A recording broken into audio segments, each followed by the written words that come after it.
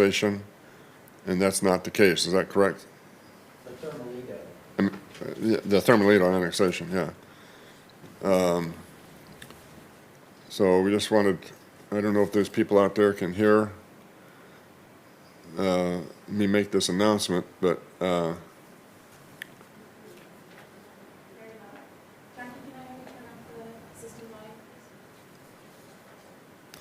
It's at 100. so there is no such meeting tonight. This is just a regular planning commission meeting tonight. Okay, I call the meeting again to order. Call the roll. Commissioner Flicker, Here. Commissioner Britton, Commissioner Chapman, here. Commissioner Sears, Here. Vice Chair Jenkins, Here. Chairperson Durling. Here. Please rise and join me in the Pledge of Allegiance. Again, I pledge allegiance to the flag of the United States of America, and to the republic for which it stands, one nation, under God, indivisible, with liberty and justice for all. Thank you. Say that.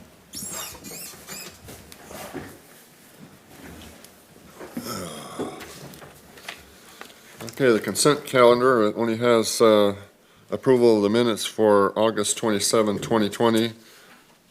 Has anybody made any changes to that or suggested changes, or is it acceptable? If there are no changes, then I'm ready for a motion.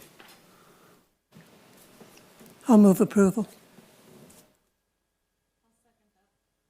Okay, we have a motion and a second. Call the roll. Commissioner Flicker, Yes. Commissioner Chapman, Yes. Commissioner Sears, Yes. Vice Chair Jenkins. Yes. Chair Durling. Yes. The motion carries with 5 yeses and 0 nos, with Sears being the motion and Flicker the second. Okay. Okay, public hearings.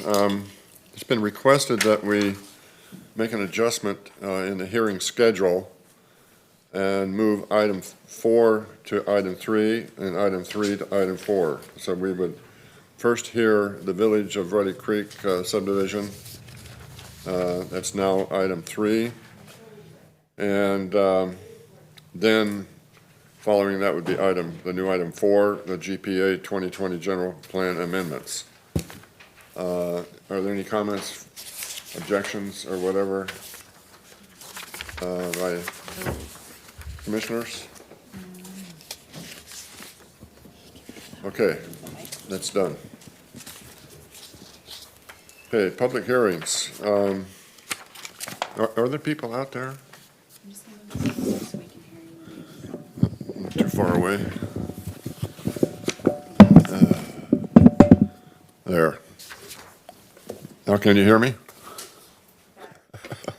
I can't hear me, so I don't know. Okay, if there's anybody out there,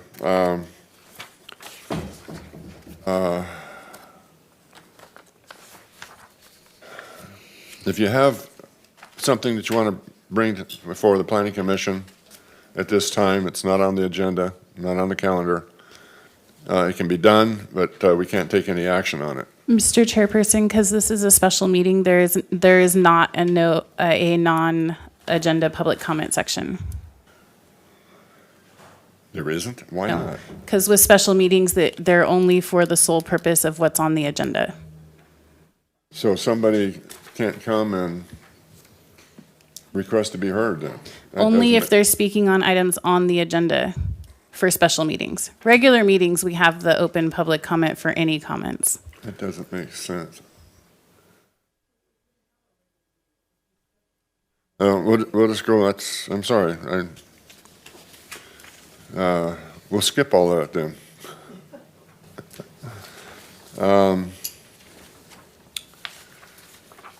We'll go then to item 2, modification of use permit, UP 20-04, to issue a letter of public convenience for Tacos Guana. That we're putting 4 first. Staff? Yes, this will be quick. Wes Irvin, City Planner.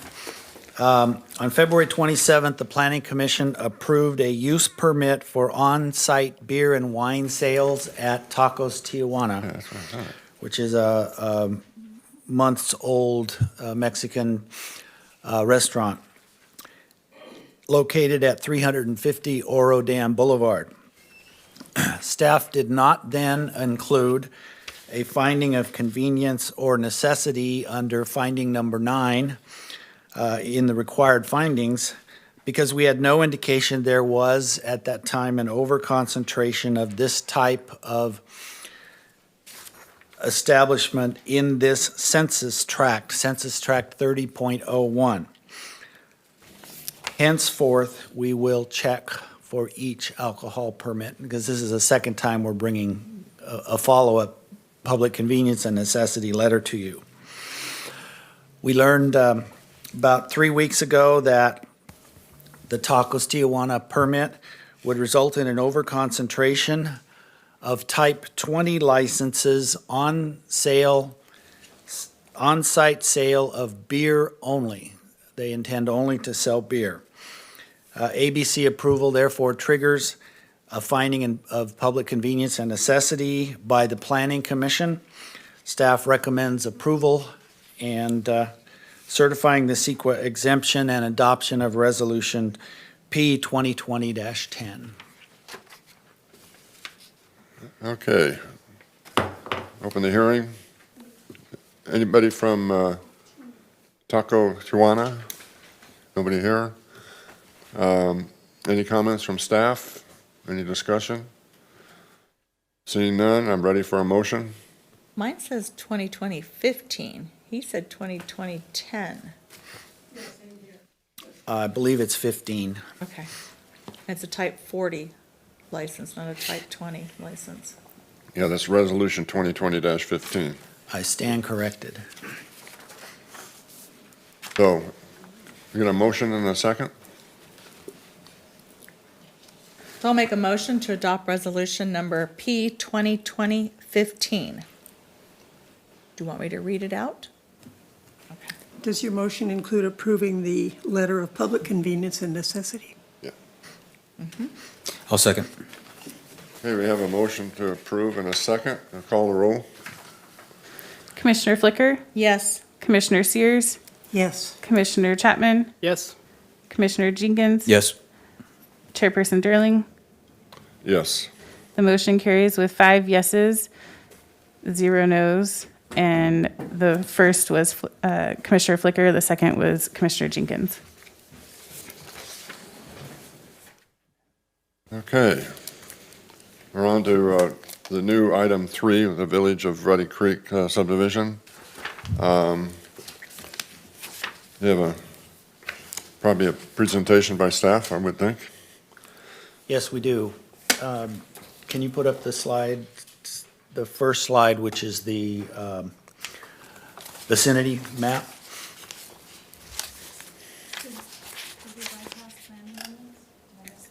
No, we're switching 3 and 4.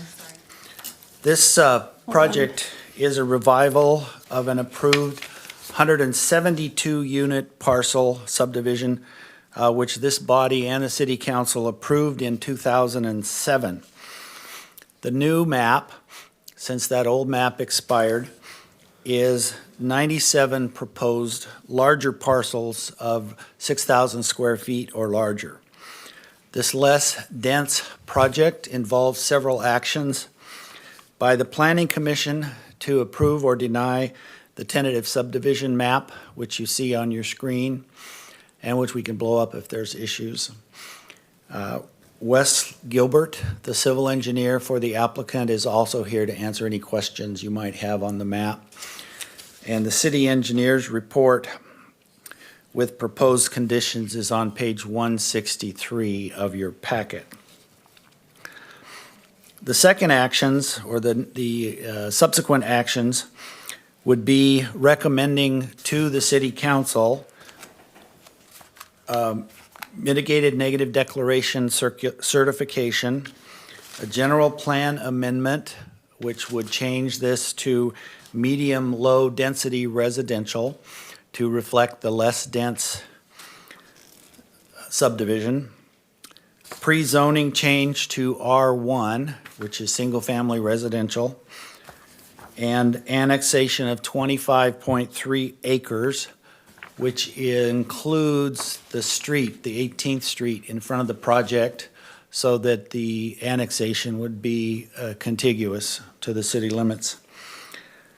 The mitigated negative declaration was prepared by staff and circulated between August 11th and September 14th.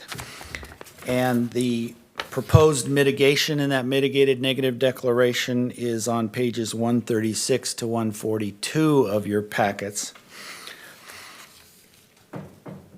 Also, we received several comments to the mitigated negative declaration, and they are on pages 143 to 162. Until today, all the comments concentrated on a couple, three issues, which I'll explain in just a minute. Today, however, we received several emails opposing the project, and those you have in front of you, and some of you have had a chance to look at them.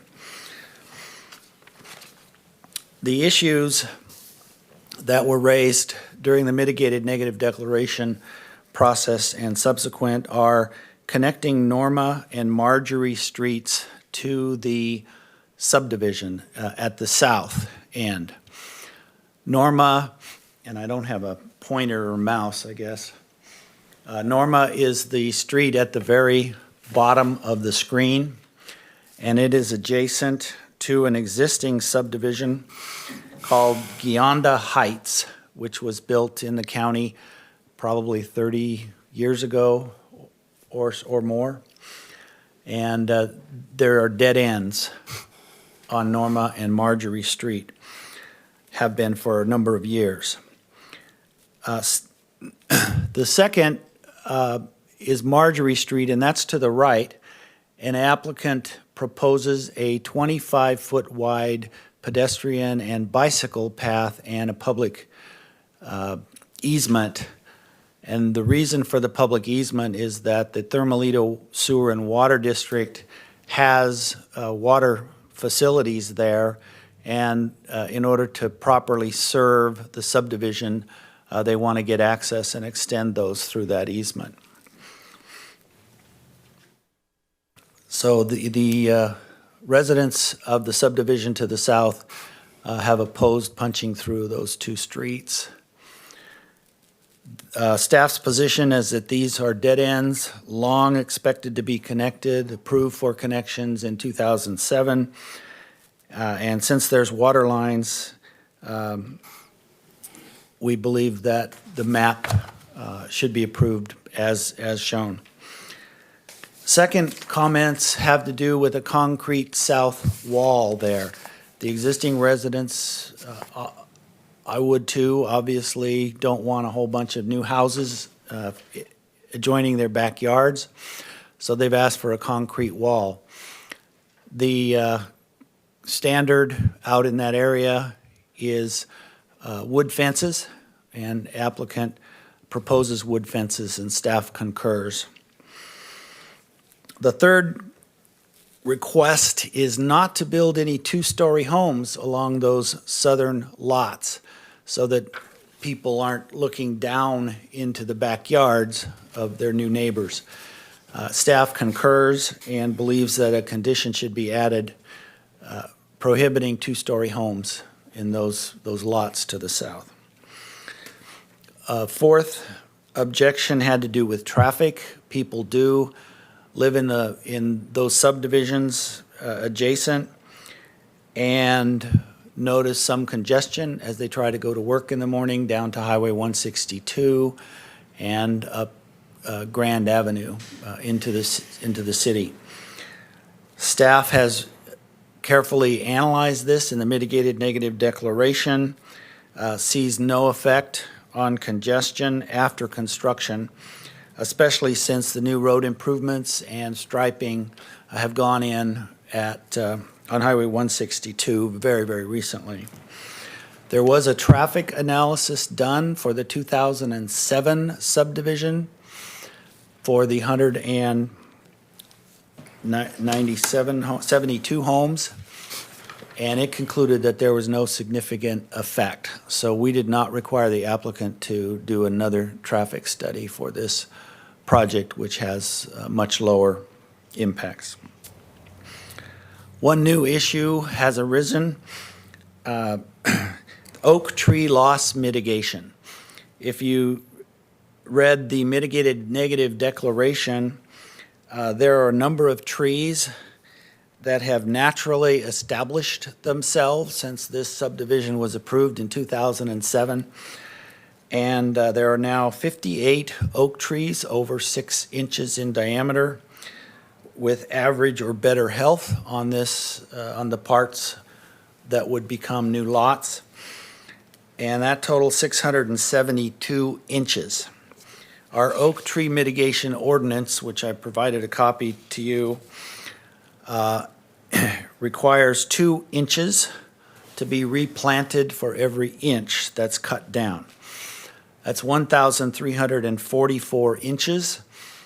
And for a 1-inch, 15-gallon tree, that's 1,344 trees. The cost of this is anywhere from $35,000 to $100,000 to replace all these trees, assuming that all of them are cut down. That's about $1,000 cost per home that would be built. Applicant is requesting at least partial relief from this requirement, and he'll probably say something about it. Other than our code itself, staff has no recommendation at this point. Some thoughts about this that have been brought up. Thermalito is outside of our traditional oak woodland areas. It was not thought about when the ordinance was created.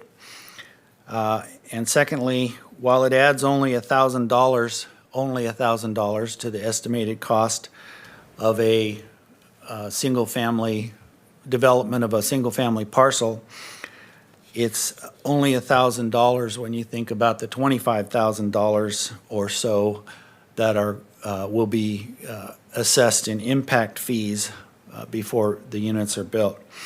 It's still a big lump sum to pay, so these are just factors to think about. We intend to meet with the applicant next week to discuss ways in which they can maximize replanting on Lot A, which is the residual lot to the right on the screen. Reduce the 2-to-1 ratio for maybe faster growing trees or other options. We note that the City Council has the authority to set the mitigation fee, and this question will be raised again when it gets to that body. In the meantime, we are hoping to get a recommendation from this commission as to how it feels about any relief from our ordinance or not, and if so, how much. One condition that I'd like to note, the proposed condition, or it's also in our city codes, is the parkland dedication requirement. The acreage involved here would require 1.5 acres of parkland dedication or an in lieu fee also to be determined by the City Council and also at the applicant's option. The normal park development fee that we have in our impact fees is now $3,838 per unit, which would be about $372,000. Staff recommends approval of the tentative subdivision map and forwarding the other actions to the council for approval. And Chuck Laflamme, owner, and Wes Gilbert, city engineer, are here to present and to answer any questions. Any questions of staff by the commissioners? Okay. Open public hearing. Going to hear from the applicant.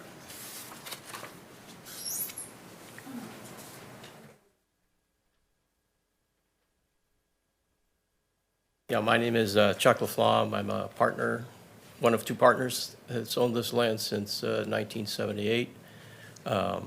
We bought this property from. The microphone on? Yeah. Can you hear? Okay. Sounds like it. Move it closer, Chuck. Okay. It was, at the time we bought it, it was an orchard property, one that was in decline. Joe Gandhi was the owner of the property, and he was in his 80s at the time and was not farming it anymore. But it had been in agricultural use. His family had had it since well, I think their family from the 1920s, but it's been in ag use since the late 1800s. It had olive orchard was what was there when we came on, and it was intermixed with almond trees. There was really no natural, what do you call it, flora, fauna, other than, I guess what I'm trying to get at, there wasn't oak trees. It wasn't oak woodland when there's here. This thing has been farmed for over 100 years.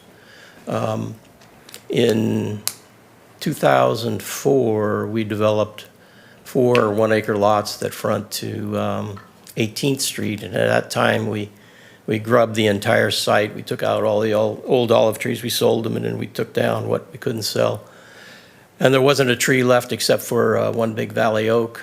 And so all the trees that are there now have grown subsequent to 2004 when we completely grubbed the site.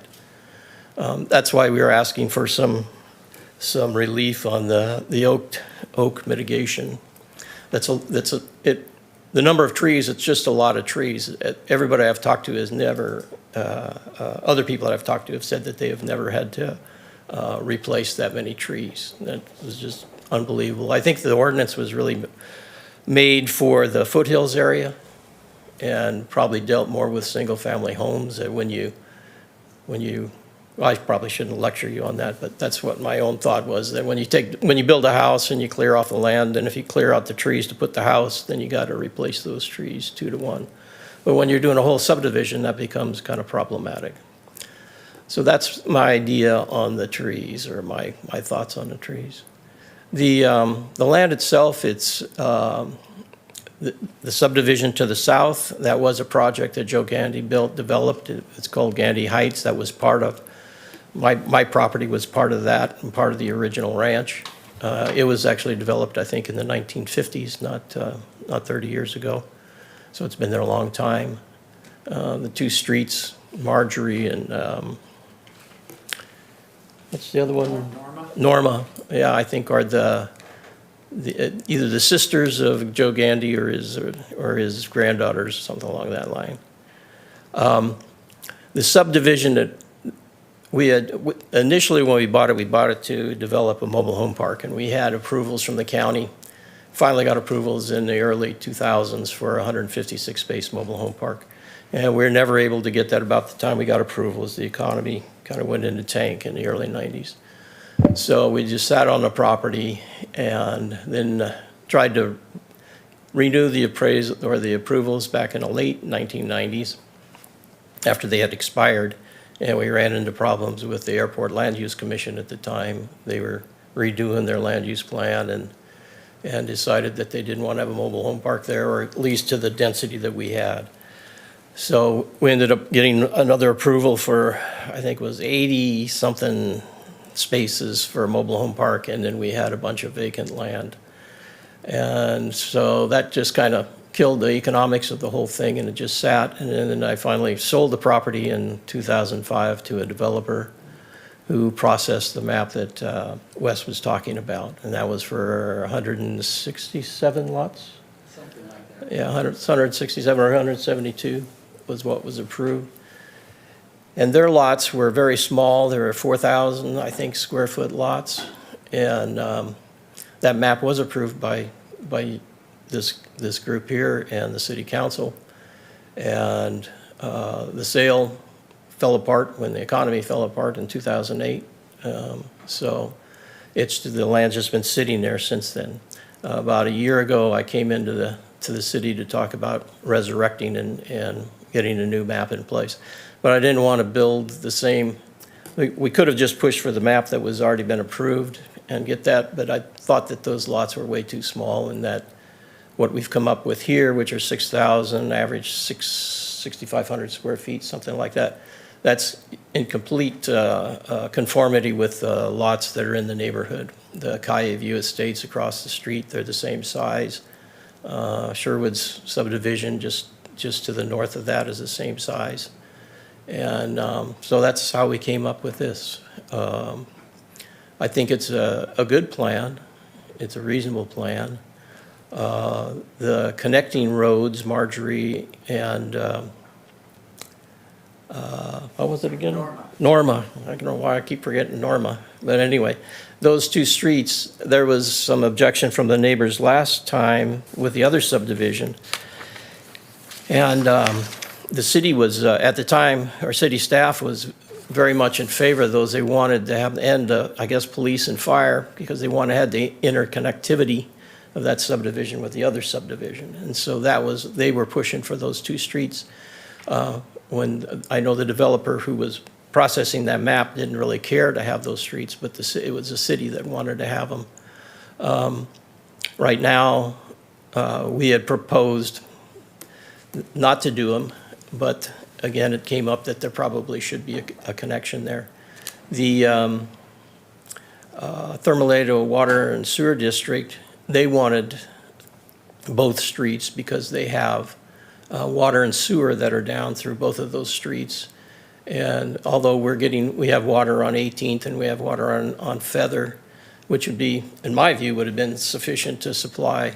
The sewage is going to go down to the southeast of the parcel, and they were really pushing to have that, where they wanted, I think, 4 different spots where water was going to come into the system to loop through the subdivision. So that was the reason for us going into Marjorie or Norma. We came up with what we thought might be a compromise by just putting one street in there, and then going what this map shows, have like an alleyway or a public parkway where the utilities could go down, and it would provide pedestrian access but not vehicular access through into that neighborhood. So that's kind of the sum of what I guess I have to say.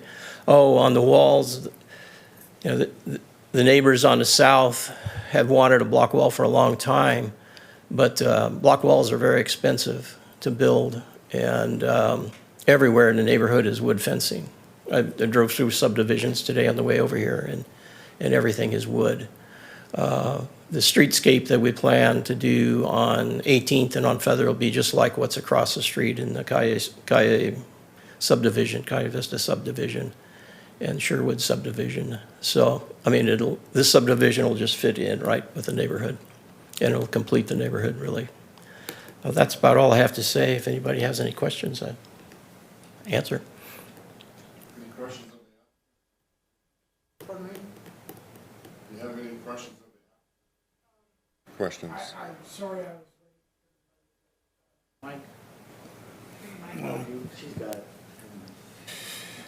was sorry I was late, everybody, but back to the tree issue. Yes? Do you have a landscape plan for this? No. I do not. Not yet. Okay. Would The that, only landscape plan we would have would be along the street frontage on Feather and 18th. well, my thought process is if you're taking trees out, if you had a landscape plan, you'd have to put trees back in. Right. Then my thoughts on that is we would put oak trees along 18th Street and along Feather, as well as down in the bottom where we could. Yeah. But still, when you've got, I don't know, if you have 2-inch trees, it's 670 trees. That's still a lot of trees.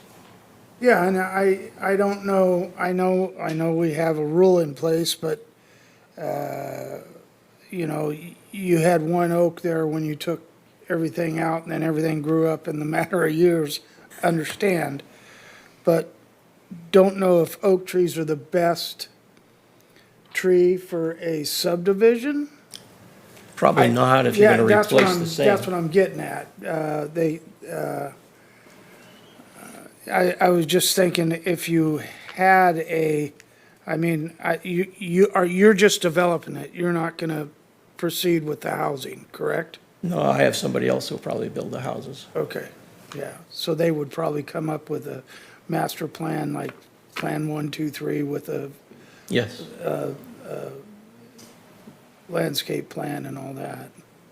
Yeah, the builder that I've been talking to for 9 months now is in Oroville building homes. And he's put it in, all yards are landscaped and all yards are fenced. All right, that's all I have.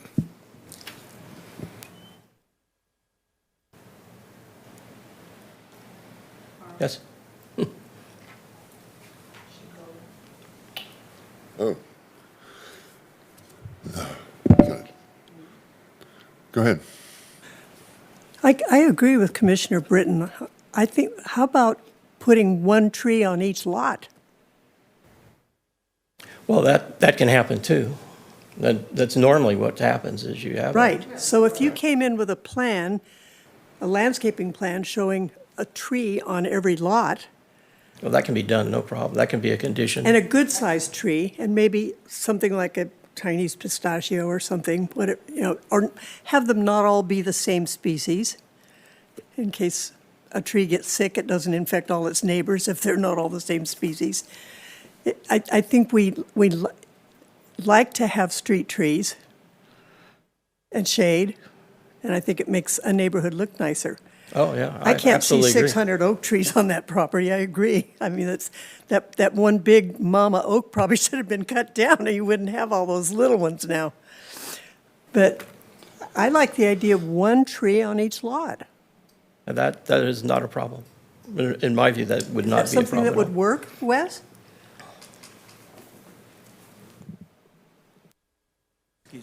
Yeah. Our oak tree mitigation ordinance requires oak trees to replace oak trees. And so, right, so that's just that's what the ordinance says, so.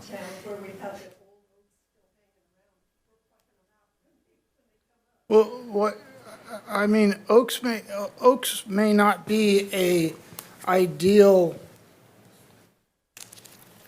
tree for a subdivision, is what I'm saying. I mean, they are evasive sometimes. I mean, they're really not a good tree for a subdivision. I don't know if, Wade Atterbury, our tree expert, agrees. yeah, well, Well, my experience, you put an oak tree in your lawn, the quickest way to kill an oak tree is to water it. Yeah. So, yeah. so that's the problem with like requiring an oak tree on everybody's front. When you water your grass, you're going to kill the oak tree. Yeah, So- I'm not in favor of planting oak trees on a subdivision. I mean, there's much better trees to pick from that. I mean, I'm on subdivisions every day, and there's not one oak tree out there. Now, my question is part of the mitigation. Is it possible you purchase is there an alternative plan about, because that, it doesn't seem feasible to put that many oak trees in the subdivision. Well, it says you can put them off-site. Yes, that is one of the Offsite. mitigation options, is to put the trees off-site. Like, I don't remember exactly how it went, but I believe it was Acacia Acres was the last time we experienced oak tree issue. yeah. And the city needed a special, what happened there? The city needed to monitor them for a certain amount of time. It seemed pretty costly. 5 years to make sure that they're still alive And they after required 5 years. easements to be able to check them. Something like that.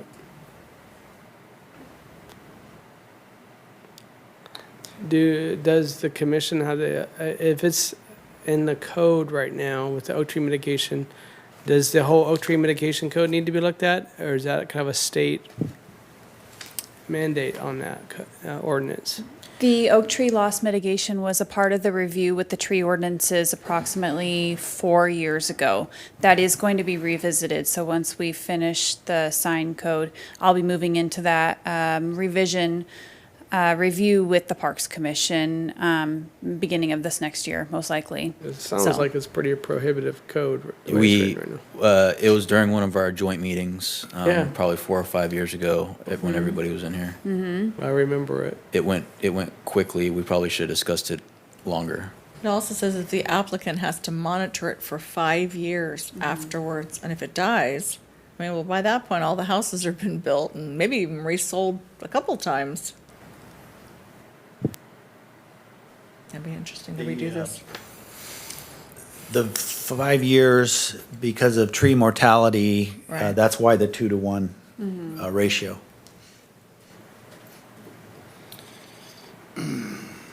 Any other questions of the applicant or staff?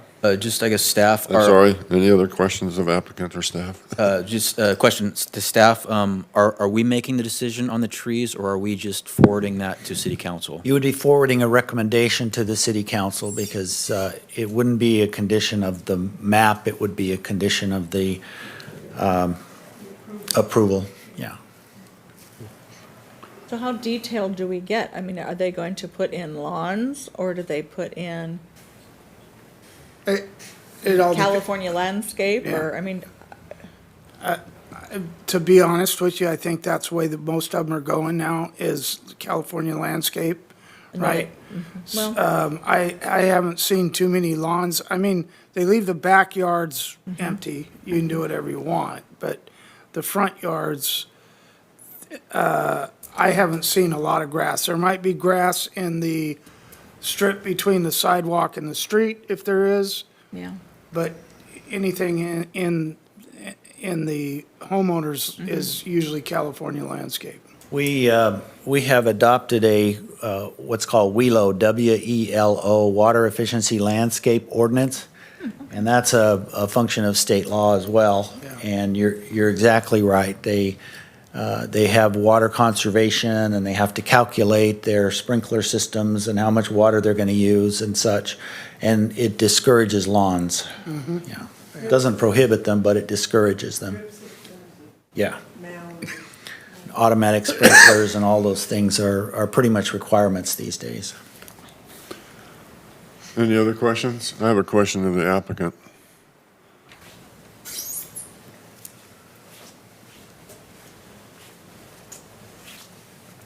Now, as I understand it, you haven't done a tree survey, so you don't know the precise location Oh, we of do. each tree vis-à-vis the lot. In other words, you don't know how many lots already have a tree on it.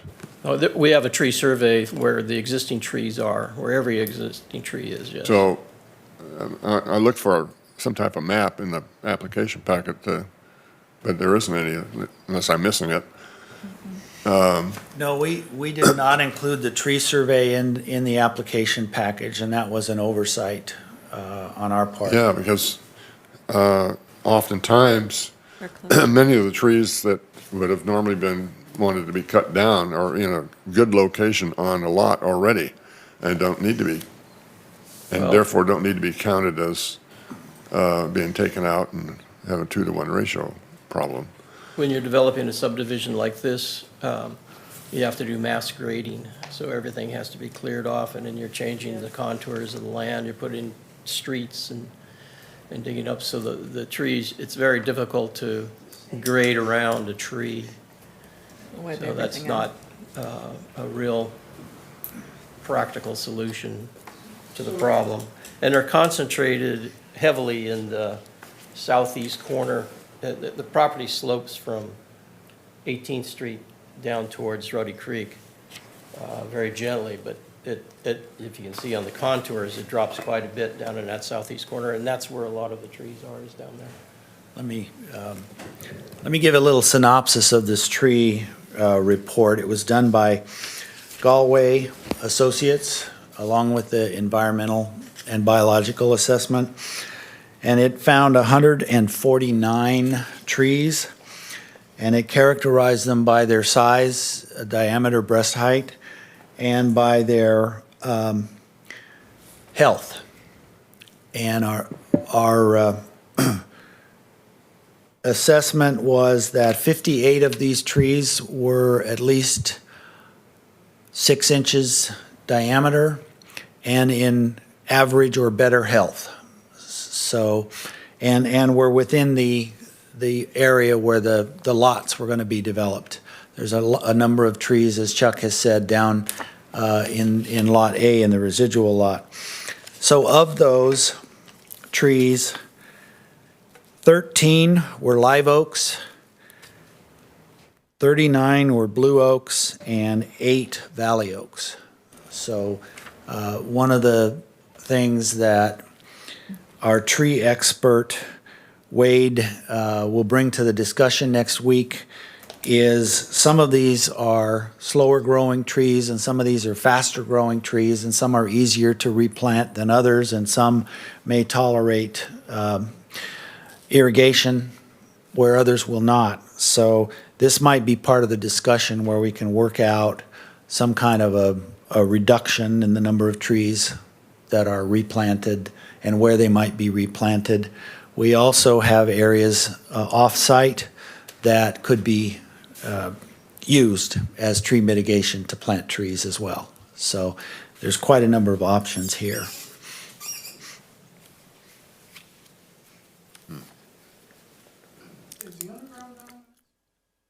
Is the what? On the map,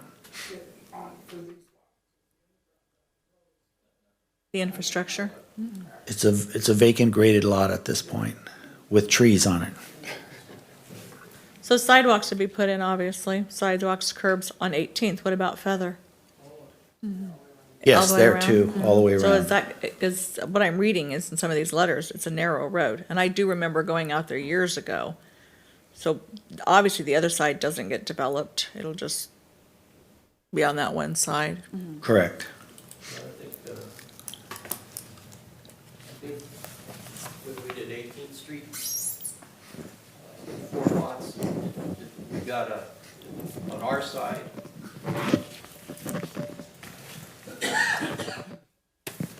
It would have been nice to know, I think we have a half width on the other side, so it's not just down the center line. We don't go to the center line. We had to go on the other side by half the width, not the entire street, but half, so.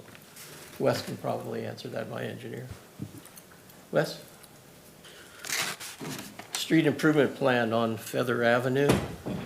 How much are we proposing to improve? What is Well, it? The we're city's- improving the half street on all sides. speaking of- I'm sorry. We're improving our side of the street with curb gutter and sidewalk on the 2 sides on Feather and 18th.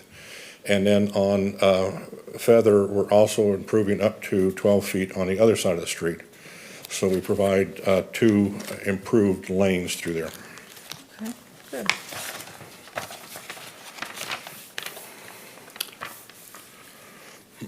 I wish I knew where, you've got, I see, I think, at least 2 24-inch or better oaks on the property.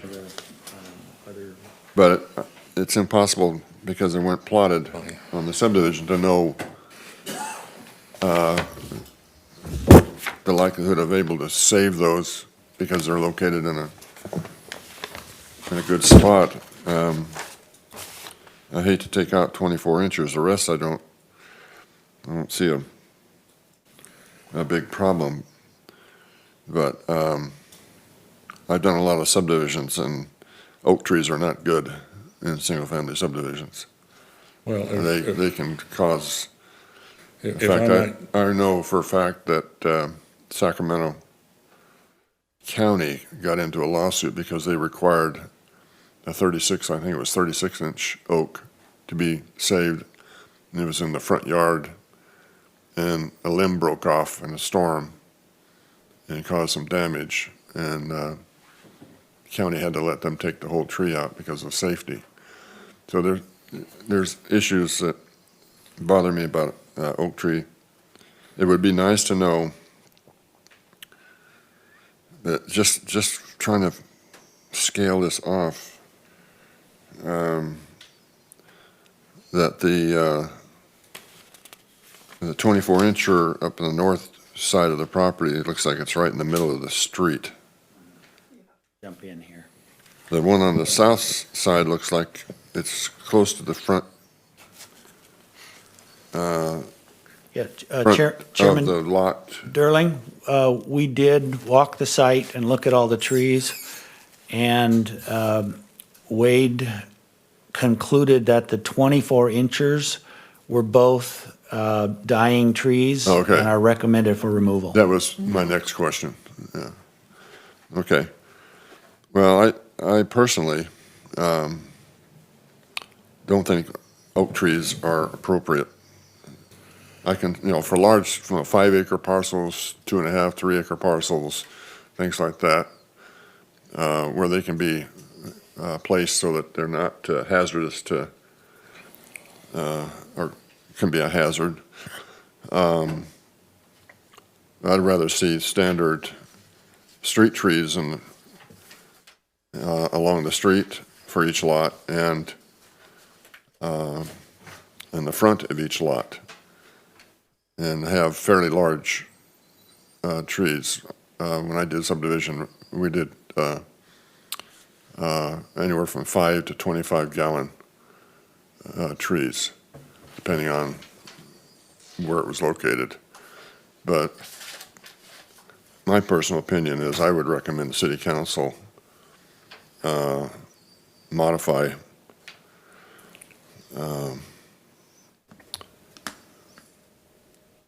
I guess it's an ordinance in some way to not require these replacement of all these trees. It's going to be, in my opinion anyway, from my experience, it's going to be a mess. But require, especially those lots that are double frontage, be sure they have one in the back lot along the street as well as in the front yard. So each street frontage would have a good tree and a fairly decent size. I've forgotten my gallonage. It seemed like a 5-gallon tree is 2 to 5 inch diameter. Do you know your trees? I don't remember, it's been a while since I've done that. Commissioner Darling, or Chairperson Darling, am I hearing that you would like to recommend to the city council to amend the mitigation requirements for this subdivision? Yep, Okay. We can send that recommendation to council. yeah.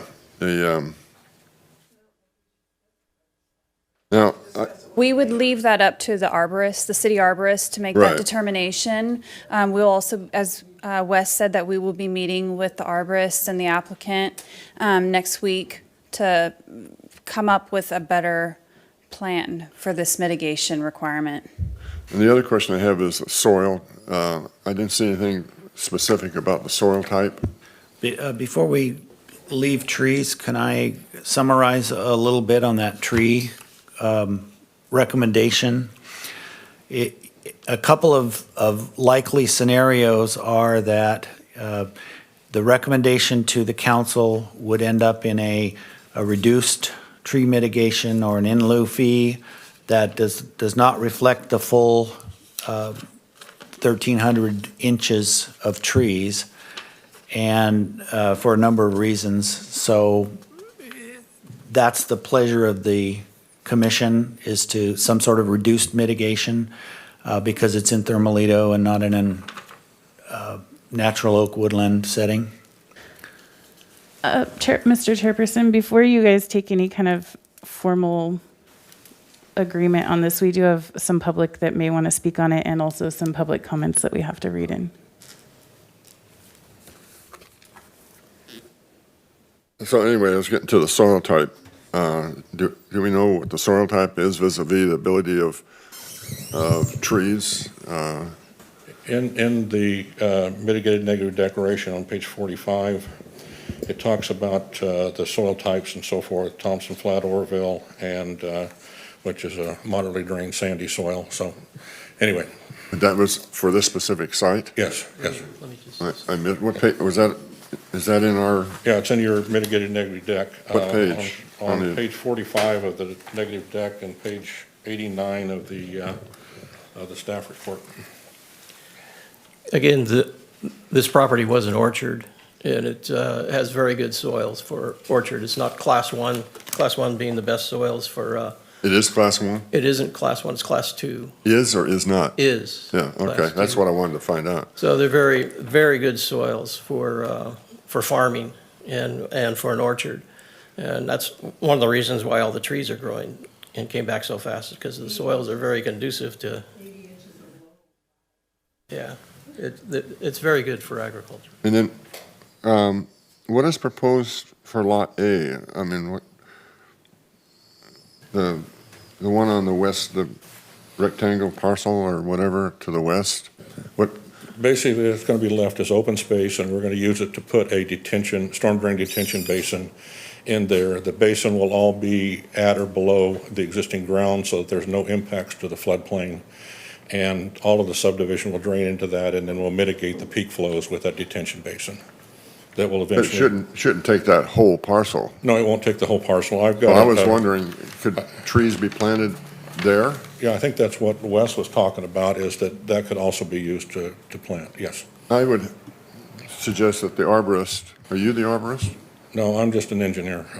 The arborist kind of tells staff the logic place to place and how many to place trees on that parcel before we wiping everything out. Chairman, I believe that's a floodplain too. Huh? I believe that's a floodplain.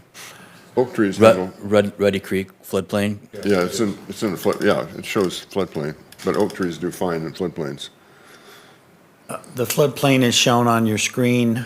The extent of the floodplain covers most of that lower section of Lot A. Right. And then the next page shows where the proposed detention basin would go. Yeah, it's on Where- page 3. The logic place detention basin is right next to the main drainage area. Yeah, well, we kept it up away from the flood, from the stream channel and everything. to On the make sure we didn't- far west side of that parcel should be able to handle a dozen or so oak trees, have a little oak tree forest. So rather than, I don't want to see personally, oak trees on lots, but that's not a lot. That's a large parcel, and it should be able to handle a dozen. I don't know. The arborist would tell you. And that'd be part of the adjustment that we would recommend to the city council. Right. Well, Chairperson Durling, I would also like to remind everyone that we are here to approve the subdivision map. That's the item up for discussion this evening, with a recommendation of the other items on the agenda or on the staff report to council. So we're But we- getting off into the weeds as far as the oak tree mitigation goes, because we're going to have our arborist work with the applicant on the quantity, size, and the mitigation of how it could be adjusted or reduced.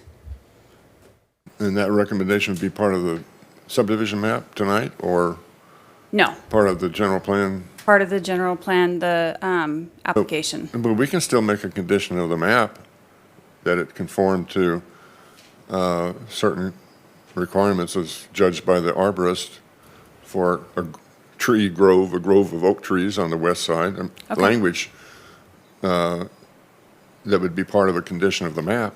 Okay, And that could be recommended approval for the map tonight, I would think. But then it wouldn't be able to be implemented until the council, I guess, would make an adjustment to the plan. I would think. But what I'm saying is, our recommendation would be for the map, but the implementation of it would be decision of the city council. Somehow, I'd like to have a condition on the map. Huh? So if I understand this correctly, we're here to okay the map. Yep. And then we still have some speakers, is that correct, Dawn? that's Or- correct. Okay. So I think we should hear the speakers out. But before we make any conditions about trees or other things, we should have a professional look at this Oh, yeah. and come back to us instead of putting a condition on here before we know all the facts. Do you agree or disagree? Well, I have a lot of respect for the staff and for professional arborists. If they understand what we're trying to accomplish, they can create that and have staff approve it and implement what we're proposing. That, rather than come back and all that. It's up to the commissioners.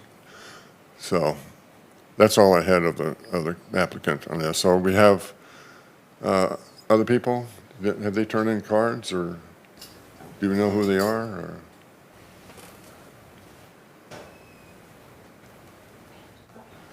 So we're letting every person who wishes to speak here.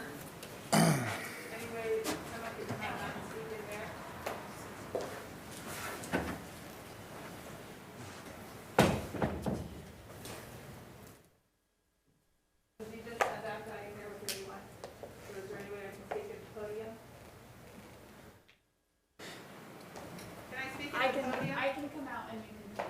Oh, thank you so much. Okay. Hello, I would like to speak in here rather than standing up here. That's I'm it. a Thermalito resident, and I came prepared to talk to you about the Ruddy Creek proposed subdivision. And first, I would like to say that I feel there's a lack of transparency regarding this proposal. I have a letter from 2007 when this proposal was a 172-unit development with a high-density plan to build 2 stories. And I have a letter stating that I would like to be notified if any developments go forward regarding Ruddy Creek. And I was not notified.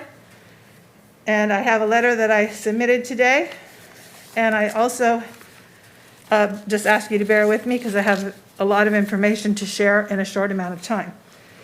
I wrote to Wes when I heard about the Thermalito annexation, and I said, you know, hey, what's going on? I haven't heard about this. It was in the newspaper on the 19th. The meeting was on the 22nd. Wes told me that the annexation for all of Thermalito is early in the stages. Well, 2 days later, this annexation notice was in the newspaper, and I hear that the builders have been talking with the applicant for 9 months. So that's not early in the stages, and I have all this documentation from 2007.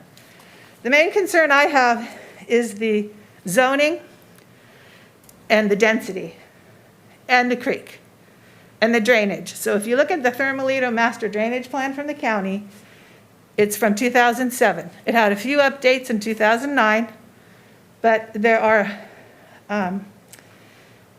deficiencies in the drainage plan. This property and this development sits right above Ruddy Creek. My mother, who is along the creek at the bottom of the creek, called Thermalito Water Sewer to ask about the drainage for this property proposed, and was informed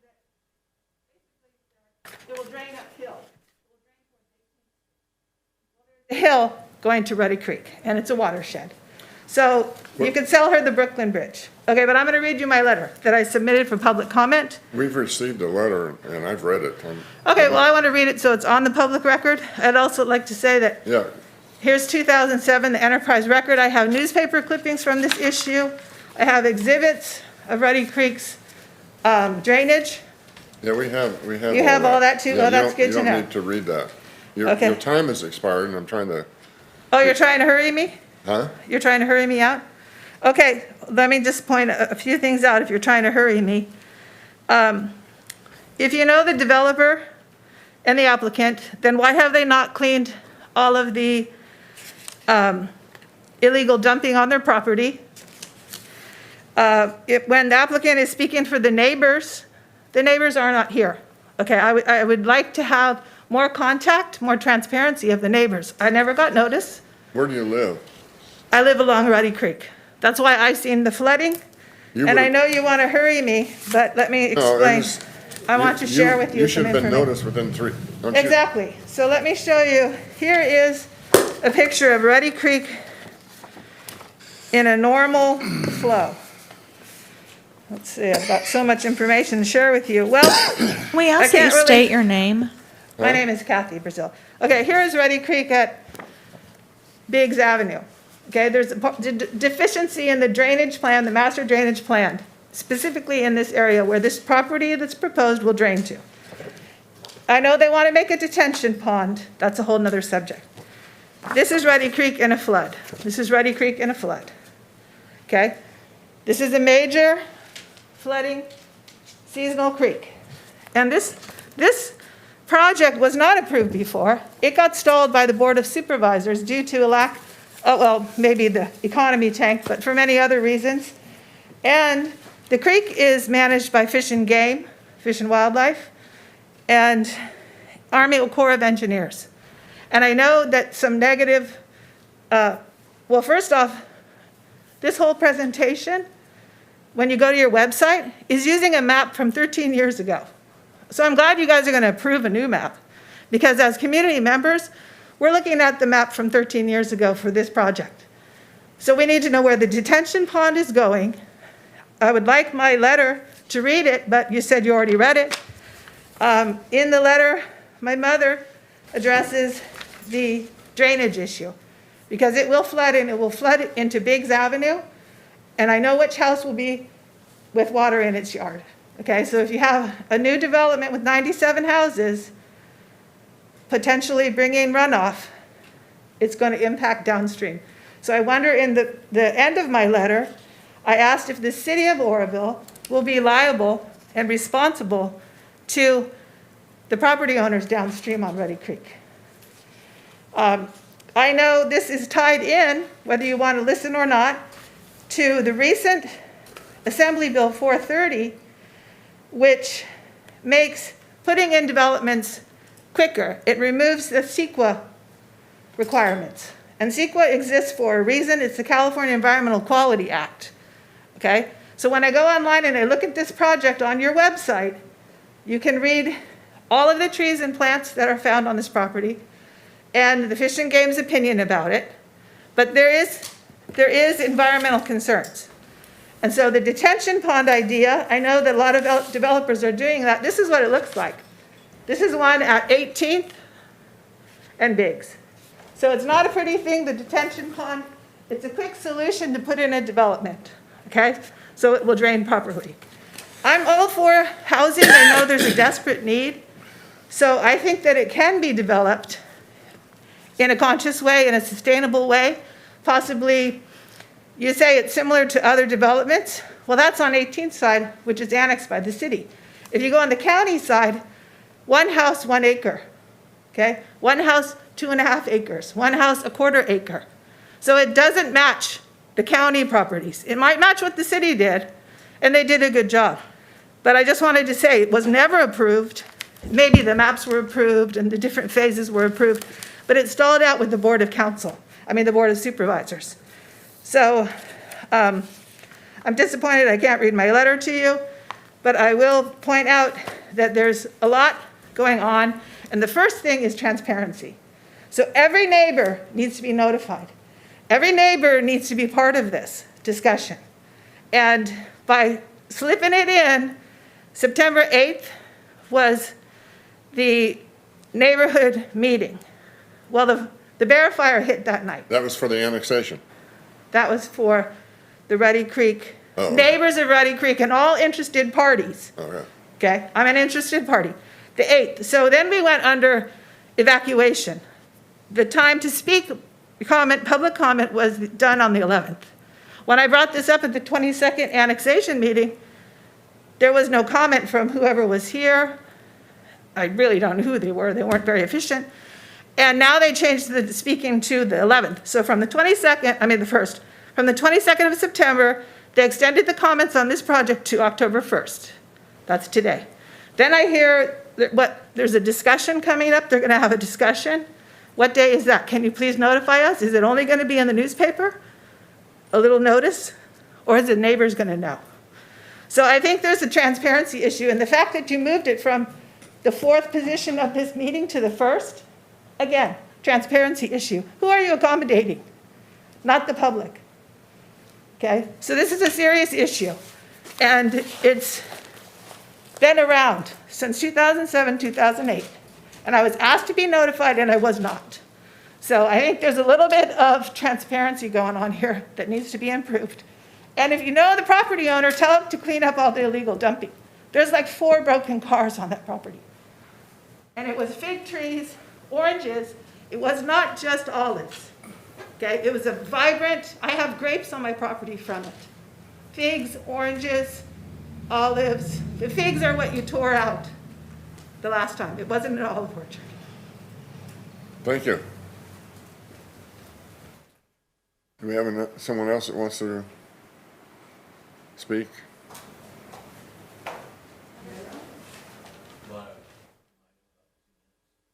Yeah. I don't have a problem with letting them because they're complaining about not being part of the original discussion, so let them have 7, 10 minutes. I don't have a problem. Hello, I want to thank the board for being here. My name's Mark Brackett. I've lived in the Thermalito area, and the lady basically stole my material, but that's great. I have a problem with this project. There's too many houses in a known flood zone. This project's going to push water down towards Biggs Avenue, which is a known flooding hazard in the Thermalito Master Drainage Plan. I believe that these calculations for the runoff are outdated, and I don't think it takes into consideration the natural drainage that has developed in that area since the first studies were done. So, and just one real quick question is like, if this property is annexed, are there any codes that require the subdivision to maintain the retention ponds? Because some of these retention ponds create hazards in themselves. They can create mosquitoes, toxic buildup from the runoff, especially to children, with pipes and culverts and all that stuff. So that's basically all I have. So that's it. Thank you. All right. Oh, I have a question for you. Yeah. Where do you live in relation to? I live on 10th Street, 10th and Sierra. And so if you build all these houses in there and then there's a flood, it's gonna, it's How far approximately? a mile maybe, Okay, as a crow flies, 3/4. All right. Yeah. Staff, isn't the notice requirement 300 feet?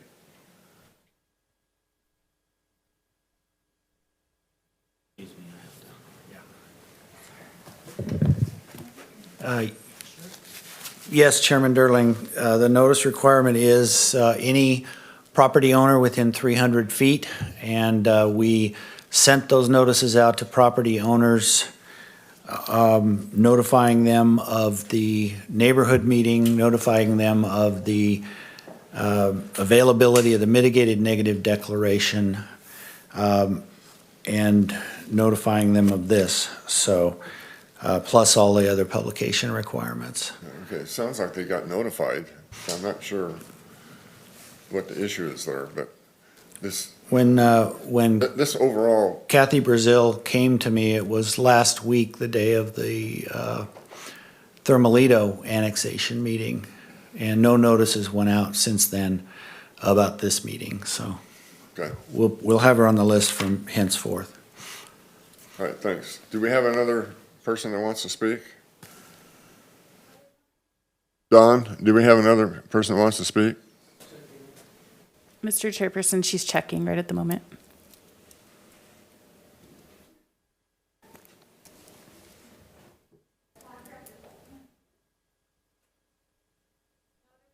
We do have some emails that were received. The answer is no. Mr. Chairperson, we do have to read the emails into the minutes though, because they were sent in as public comment. I don't understand you with your mask, though. Okay. We have to read the emails into the meeting because they were sent in as public comment. So who does that? I do. Bear with me. How many people were notified? Just a total? I mean, you're going to read it off, right? I'm going to read off, yes, who But- it's from. There are 5 public comments, 6 public comments here. I removed the one from Kathy Brazil because she had just spoken. Wasn't that who our speaker was? Okay. I can still read it if the body wishes. Okay. Okay. To whom it may concern, I am writing to say I oppose the current proposed development at assessor parcel number 030-360-091 and 092, applicant Ruddy Creek Partnership. The current effort to annex and rezone these properties to build the village at Ruddy Creek, a 97-unit development, has many concerning issues. I feel there is a lack of transparency on this proposed project. The neighborhood meeting for this project was September 8, 2020 at 6 p.m. The North Complex fire hit that night. Where are the minutes of this meeting and who was present? The public comment period ended September 11, 2020, while the city of Oroville was in an evacuation warning. I stated these facts at the September 22, 2020 Thermalito annexation meeting. I now see the comment period for the Village at Ruddy Creek proposed project was extended to October 1 by 4 p.m., 2 hours before the 6 p.m. meeting. Again, this information and notice were never sent to me. Is this proposed development being presented to Oroville City Council by the Oroville Planning Commission? Who is the Oroville Planning Commission and how many current members are there? Are there any vacancies? As a nearby resident, I never received a notice of this proposed project plan. Who is Ruddy Creek Partnership? Are they located in Butte County? How many people or agencies are in that group? In the city of Oroville, is the city of Oroville one of the partners? Why has the property owner not cleaned up the illegal dumping that litters these parcels? The proposed development is not in accordance with a similar land use of the current county neighborhoods. What rezoning is being requested? Why is that not made clear? It is listed as TBA.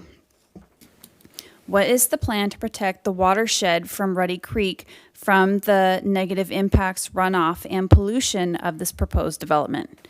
Is a detention pond part of the proposed development? Will it be constructed of cement? Will it have a chain link fence around it? Can the Ruddy Creek Partnership consider building with the county?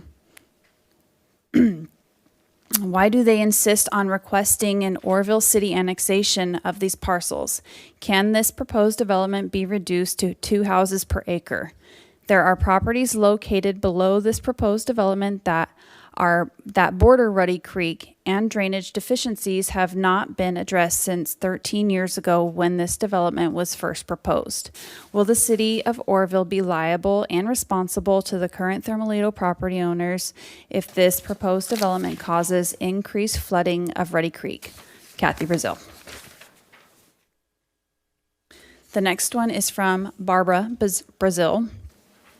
Dear members, these land parcels present a time bomb to the city of Oroville. I strongly oppose this development until some of the ongoing problems are addressed, i.e., or in extent, on the 27 plus acres involved here, at least 4 acres are in the watershed for Ruddy Creek, which is taboo to any development. What open space is proposed and where? If one makes this land into a rectangle, the eastern side drops off about 20 feet and becomes the Ruddy Creek watershed. I would propose the city officials visit this land in person to see what a Pandora's box it really is. Drainage into Ruddy Creek. What proposed hydraulic water studies have been made on the section of this creek between Alma Street and Biggs Avenue? Has anyone considered removing 30 plus years of sludge from under the Biggs Avenue Bridge? Thermalito Water and Sewer offices are under the impression that storm drains will carry rainwater from this proposed development to the storm drain on 18th Street. Thermalito hardly knows what a storm drain is. What about Oroville Airport's sphere of influence under which this land falls. Where are the new plans? Is there a minimum lot size? How tall will these houses be? What will the new zoning be? For a tasteful development which would be more favorably looked upon, you only have to look at the 1990 housing developments on the west side of 18th Street. Any thinking person in favor of more affordable new houses. In the aftermath of World War II, homes at lower costs were sold unfinished, and almost all interior finishing was done by the new owner. Why has the government stomped that idea down? Will this development be affordable? Barbara Brazil.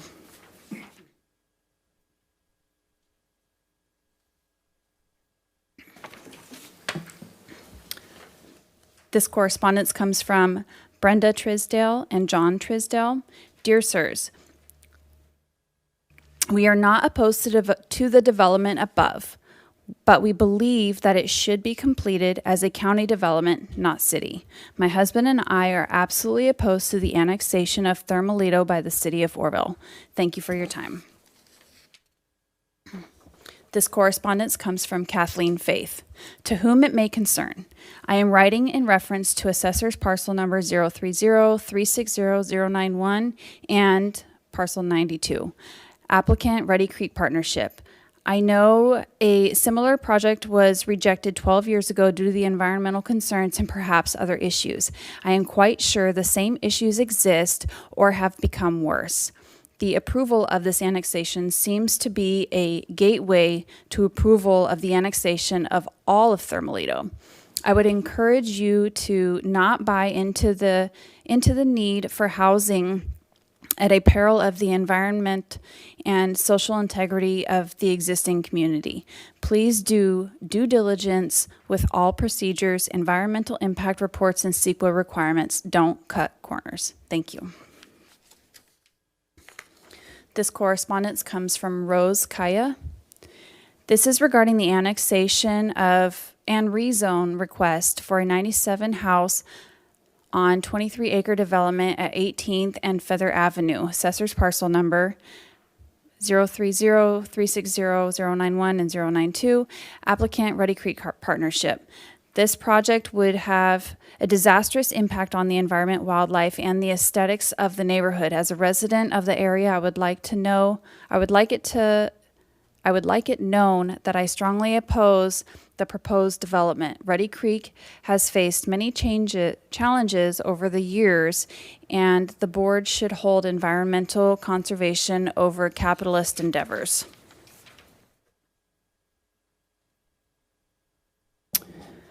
This correspondence is from Annette Ramos. Dear councilperson, I am, however, in Thermalito, and I am against the city's proposal to annex my property. I purchased so this one is for the annexation in general. Thermalito annexation. It's not regarding this project. But she put subject on top says it's. Oh, I apologize. I saw Thermalito annexation here under subject. Okay, I'll continue. I am a homeowner in Thermalito, and I'm against the city's proposal to annex my property. I purchased in the county because I want my granddaughter to grow up in a rural setting where it can raise chickens, roosters, and other livestock. I do not want street lights to obscure my view of the sky at night. I love being able to sit in my backyard and see the stars with my family. I do not want or need the benefits they claim I will get with the annexation. These things will not benefit me at all, but instead cost me quality of life I moved here for. No for the annexation of Thermalito. Thank you for your time. This last correspondence comes from Steve Stewart.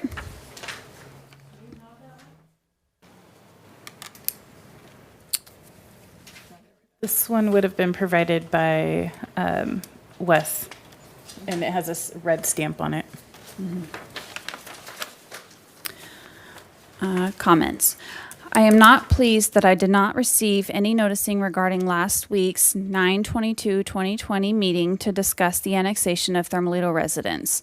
You may have satisfied a quota per a law, but real transparency was lost in that process.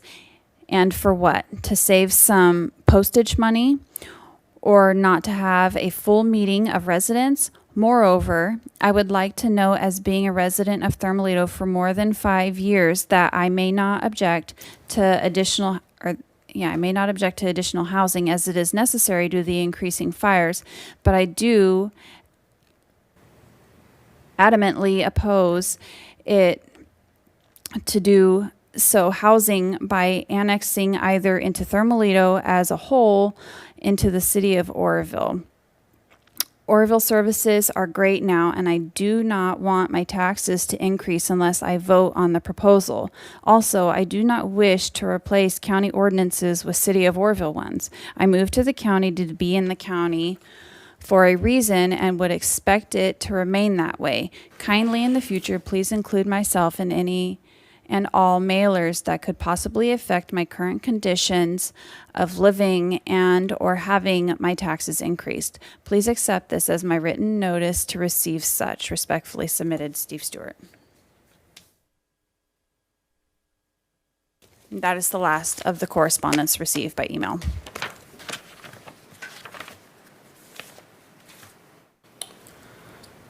Okay. Are there any other questions that commissioner might have of the applicant, or if not, you have a question Yeah. for the applicant? Not for the applicant so much as for city. For the staff? Yes. Okay. This Thermalito Annex meeting everyone keeps talking about, was that publicized? Was it just by invitation only to Thermalito, or? I never heard about it.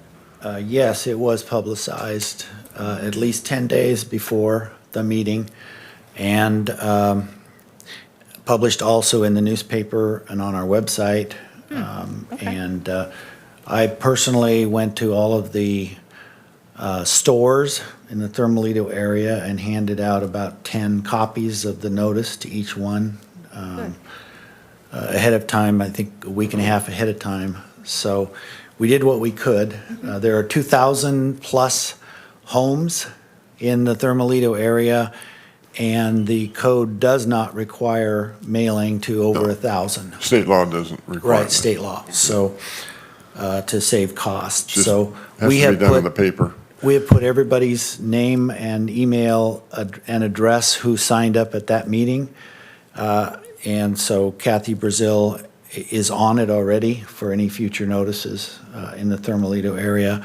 Plus, all of the emails that we received today, we'll make sure to put those on the list as well.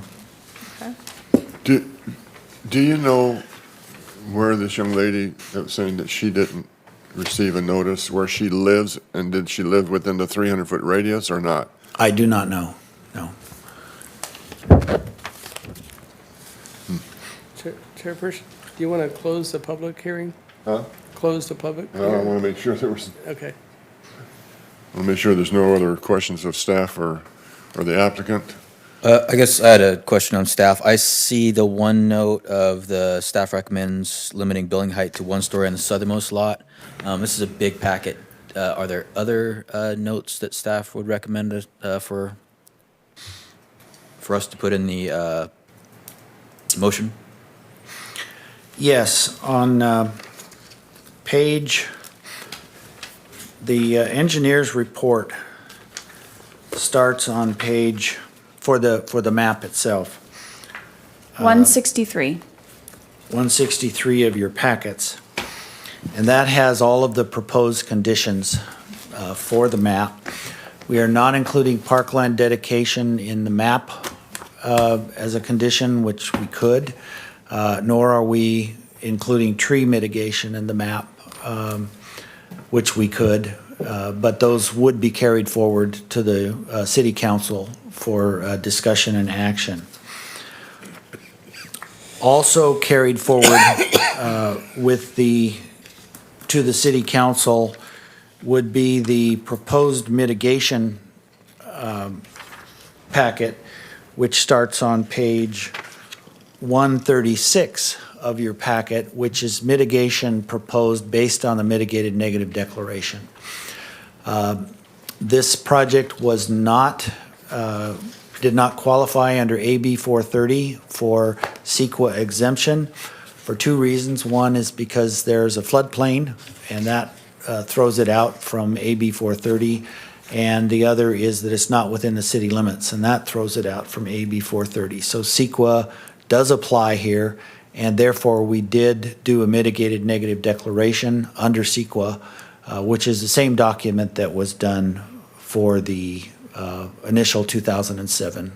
Did I see that LAFCO also did their own CEQA? So CEQA was done, reviewed twice? Oh, before, for the 2007? I saw the LAFCO, it looked like, had done some environmental of their own.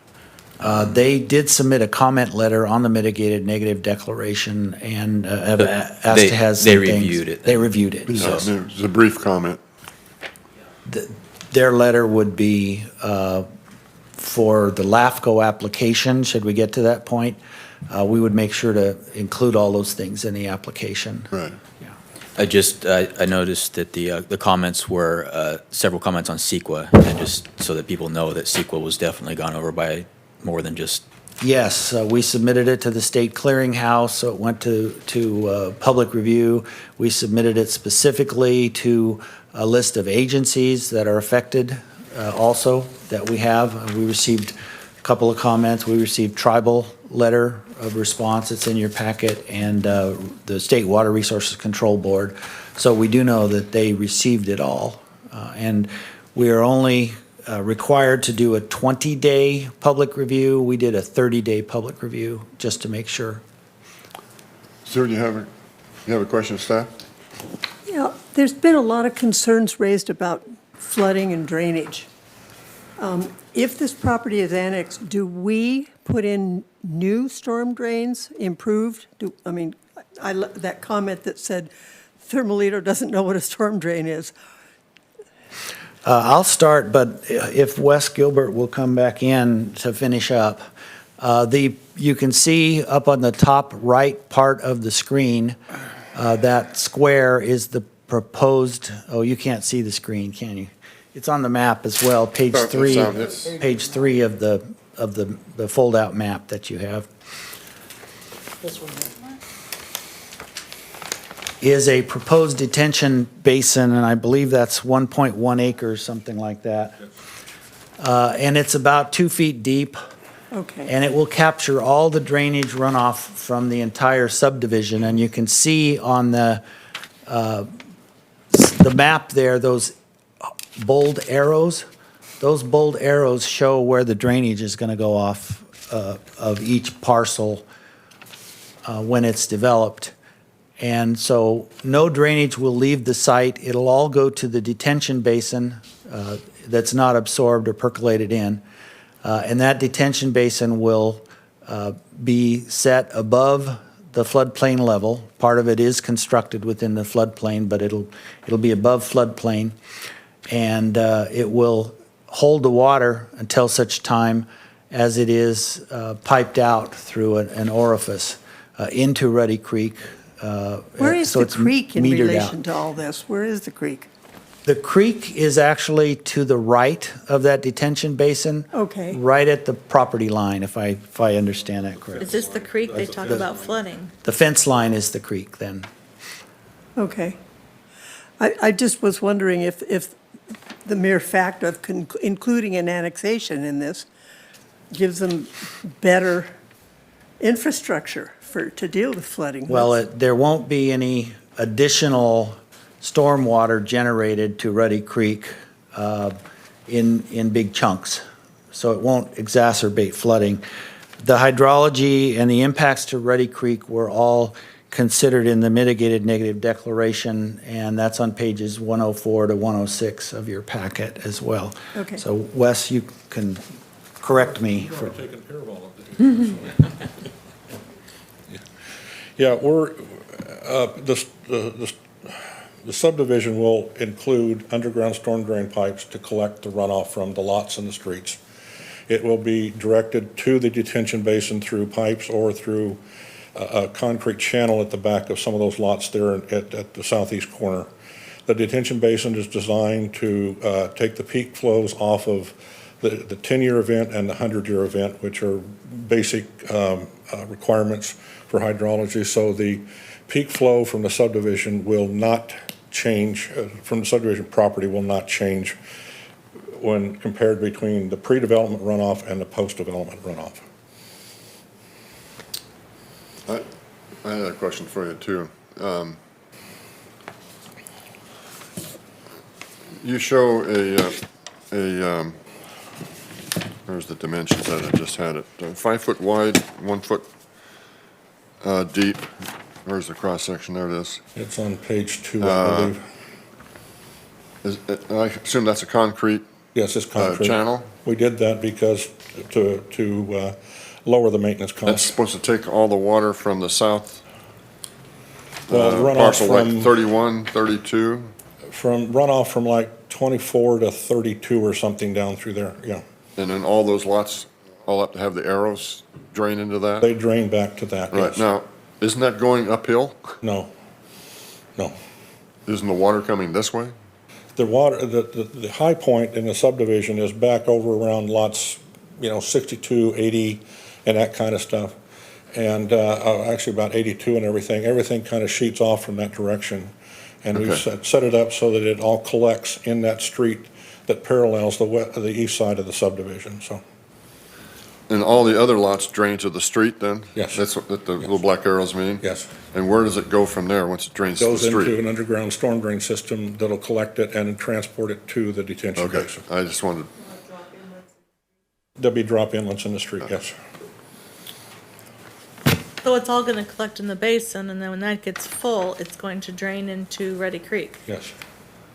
It's already having an issue with the flooding. Well, but the pipe size that goes out of the detention basin is sized so that the flow from the detention basin doesn't exceed the flow from the subdivision property prior to development. And that's why we got a detention basin. It backs up into the basin and then it eventually flows out over a period of time.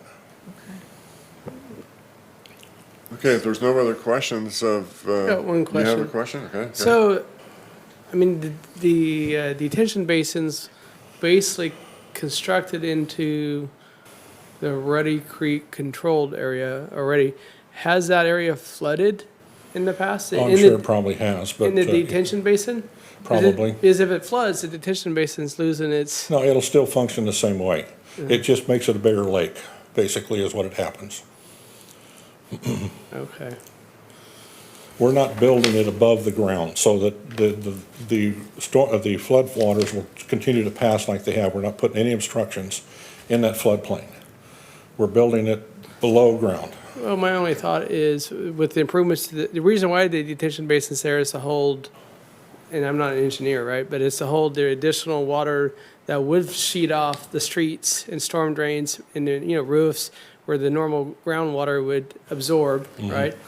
But if that floodplain's full of water and you're draining into the floodplain that was already full of water, you're actually, if that flood basin filled up with water, Well- technically you're completely nulling the, There's a timing issue when we look at the hydrology of Ruddy Creek as compared to the hydrology of the subdivision. Essentially, it takes longer for the peak flows in Ruddy Creek to flow to this point than it will for the peak flows to come out of the subdivision. So our peak flows will already be downstream. Okay. And so there won't be any impact to it, yeah.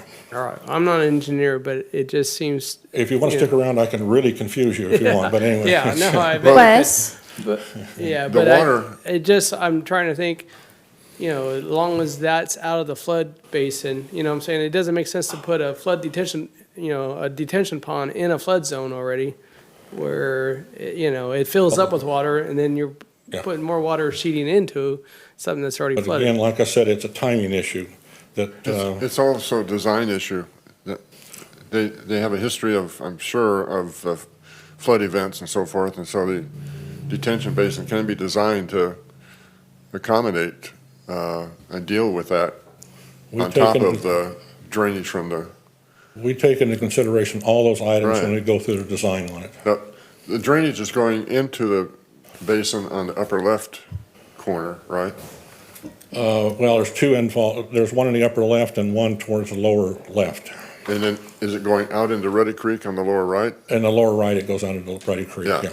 That's the flow. So it's a natural flow then? Yeah, yeah. Okay.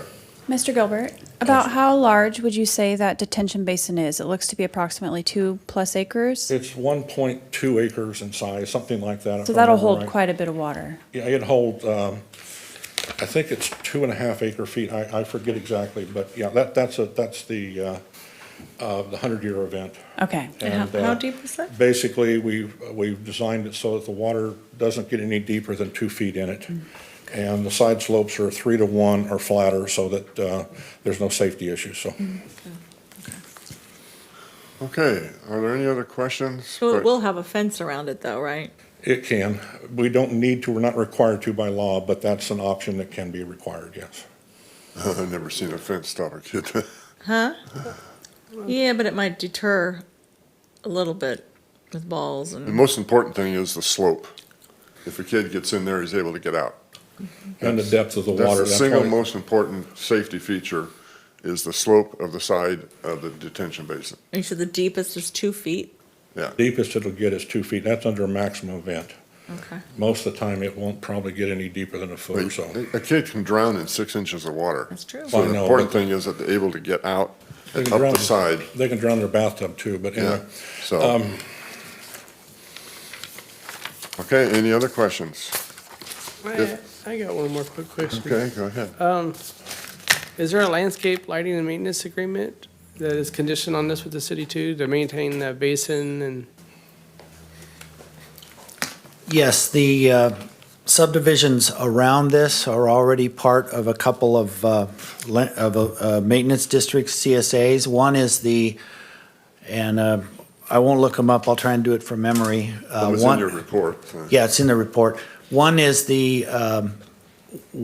I think it's called the West Public Safety. West Side Public Safety. West Side Public Safety, that's a assessment that is building funding for a new fire station and police station near the airport. And so that this subdivision would be joining that. And then there is a landscape lighting and maintenance district, which the adjacent subdivisions belong to, and this would be joining that as well. And so the city would maintain the storm drain and part of that? So the drainage can eventually deteriorate or, and by the time the developer's done with this, I just wondering who's gonna, let's say you do plant, or it fills in with 100 trees, It's not gonna hold sounds much like water. it sounds like it's a prolific area already. If you do plant 100 trees all of a sudden growing, then the basin's gonna lose its effect in the long run, right? Every tree will take up a certain amount of cubic feet of water, I'm sure, eventually. We will make sure that if this district doesn't cover that, we'll require it of the applicant. My hope is that, and I haven't looked at the dimensions, but that becomes part of a recreational Yeah. opportunity because it can be multi-use. Sure. And that maybe it's big enough for a soccer field or something like that. Yep, that's done all the time. I've done them a Yeah, lot. and see, and I'd like to see maybe something like that in the project, or, now's the time we address that. That way, two for one. I mean, I don't know. I want to keep it easy, but I also know that, like I say, it's a privilege. If you drive through there, and I looked at it, I drove by the site, and there's a lot of oak trees. The majority of the oak trees are in that, basin going up to that, and then I could see that continuing, just because you're going to dig down 2 feet, it's still going to have growth and vegetation and all that. And I think if it, eventually if it filled up with enough vegetation, then you're going to null the whole reason for the detention pond. If nobody's going to maintain it down the road. I don't know. Just a thought. We'll make sure that's a condition somewhere. Okay. Is there a light on 18th and No. Orodam? So when you come Eight- out of that, or not 18th, I'm sorry, Feather. No. You come down to Feather and you hit Orodam? No, there's not. No. The only one is that. First signal light going east is way down at like 14th Street or something like that. I think there's a signal light down there. Orodam has Yeah, 70. no, yeah. Is there, there's a stop sign obviously on our side, but not on Orodam? No. But no, it's only a two-way stop. There, That's For where now there's we're a adding signal There, light. 50 there's cars a day. several intersections in that vicinity. One is Larkin and 20th across, and one is 18th. And they all come in a close proximity, but Caltrans has striped, just finished widening and retarring and striping those lanes. So every stop sign has a right turn lane that you can turn off of highway into that, or a left turn lane you can turn in, for all those three intersections. And there's a suicide lane that you can turn into if you happen to be turning left off of 18th. I call it a suicide lane. I don't know Who's the everybody technical else? term. Yeah. And that's just like Orodam east of Highway of Highway 70. That's two lanes with a suicide lane. There's 30,000 cars a day there. That's what the middle lane, they call that a suicide lane? Well, it's a nickname of it, Oh. yeah. Yeah, I use it all the time. I just never knew it was called that. Yeah. Okay. That's probably an artifice of my youth, so. I don't know, I've heard that terminology for the last 40 years, so. I haven't been out there on that side recently, so I haven't seen the striping, so that's good. Yeah. So the traffic volumes on 162 at 18th at that intersection I need to use the. are 3,000 Okay. cars a day each direction, which is much less. And the traffic analysis from before, from 2007, concluded that about 35% of the traffic from the new subdivision would go to work on 162, and the rest would go up Grand Avenue into town. So What's the percentage? I think it was 35% would go On down 162? 18th to 162, yeah. It just depends on where you work, really. Yeah. Well, they could go down to, Feather down to 14th and go either direction too. If you're going to Chico, you go to Grand. If you're going to Yeah. Oroville, you Okay. Okay. Are there any other questions of staff? If not, close the public hearing. Any discussion among the commissioners? And I'll be looking for some kind of a motion, and staff will probably have to help us on the motion. So some language.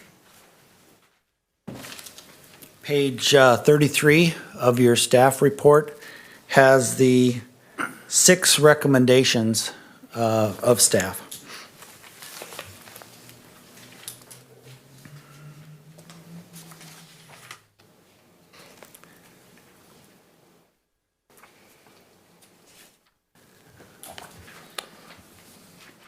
Okay, I'm waiting for a motion.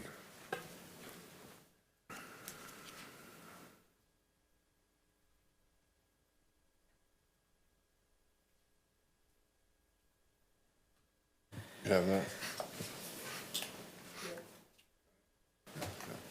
All right. I will motion that we recommend to the city council to adopt the mitigated negative declaration and mitigation monitoring program for the initial study mitigated negative declaration for the village at Ruddy Creek subdivision. Are the recommendations here going to be the same as on the agenda, item 4, if I read them off? I don't think you have to read them all word Yes. for word, does he? Wait, you can either read them off or make a motion that approves the recommendations listed on the agenda for item 4, Items 1 through 6. 1 through 6. Okay, would it be item number 3 now? It's still item number 4 on the agenda. It's just been moved up. Motion to recommend item number 4 to the city council, and that we approve a tentative subdivision map TSM 20-01 and adopt resolution number P 2020-12. Does that cover it? Do you also recommend the general plan and the zoning amendments Yes, everything on item 4. and the annexation? Okay. Were we adding the condition about trees With after consulting? with what we decided with staff to recommend to the city council. Yeah, Basically what we work out with the applicant. Right. With the addition of, I don't think it's necessary to come back here. I'll second the motion. Okay, we have a motion and a second. Would you call the roll, please? Commissioner Flicker? Yes. Commissioner Sears? Yes. Commissioner Chapman? Yes. Vice Chair Jenkins? Yes. Chair Durling? Yes.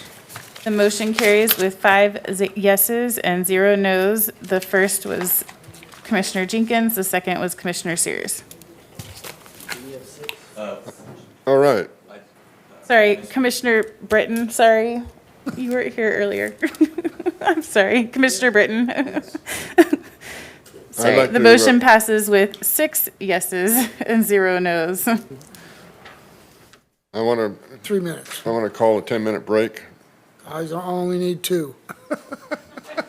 Well, if everybody's back sooner, then fine. But we're going to take a little break. Thank you.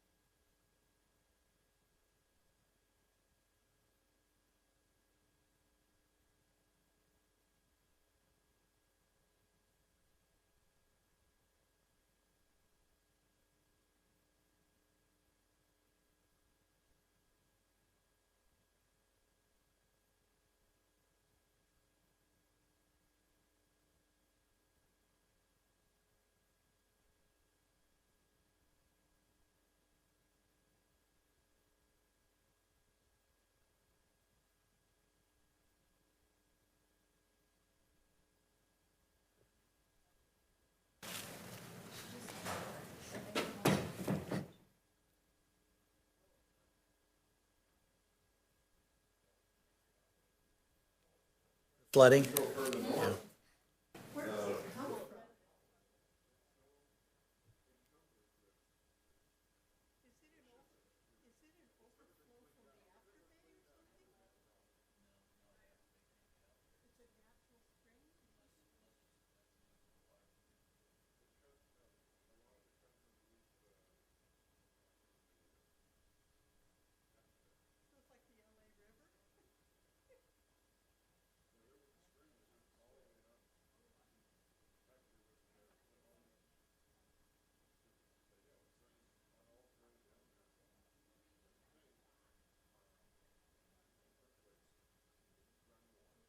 Well, if you look at, I mean, she showed us a picture of a flooder.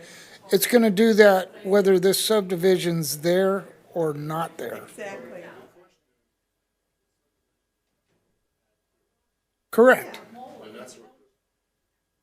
Yeah, correct. And the presumption here is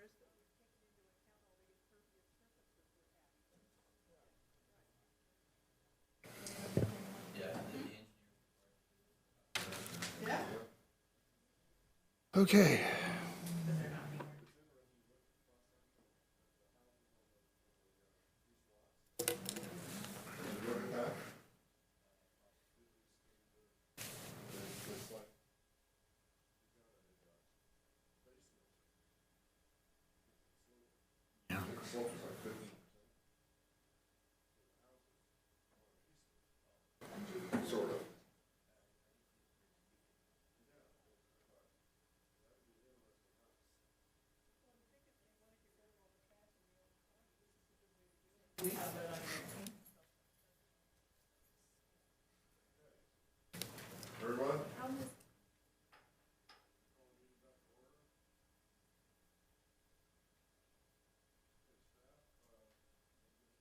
On now, item 4, GPA 2002. Thank you, Commissioners. This item, Durling. Commissioners, plural, I would say. This item involves staff trying to keep up with changes in land use over time and updating the general plan to catch up. There are 3 general plan updates in this staff report, all covered under one resolution and one general plan amendment. We are allowed to have 4 general plan amendments per year. This is one. If Ruddy Creek is approved, then it would be another one. A required update of our general plan safety element is the first item of the 3. This would be consistent with our approved local hazard mitigation plan. The hazard mitigation plan is a large document that took a long time for us to prepare. Outlines our plans, evacuation plans, response plans, et cetera, in the event of a disaster, which makes us fully eligible for disaster relief funding. One of the requirements of, and the City Council approved this plan, I think back in January or February, something like that. One of the requirements of an approved LMHP and being LHMP and being eligible for the grant funding is to amend our general plan safety element with some specific language. And we are doing that now. We are proposing the specific language that's in your staff report. The second item is a rezone of a 6.42 acre site now owned by the city. The map is on page 17 of your packet. We are working with the Veterans Housing Development Corporation to hopefully put a large multifamily, I think it's 80 units of a multifamily housing development that would be available for affordable veterans housing. And in order to do that, the zoning has to change from PQ, public quasi-public, to R3. And so we're doing this in advance. The actual property transfer wouldn't occur until probably the middle of next year sometime. But we have ongoing discussions with them on this. And on this one, Can we ask a question as you're making your presentation, so I won't forget? that's up to the commission. I'm going to. Okay. On the subject property one, that's the,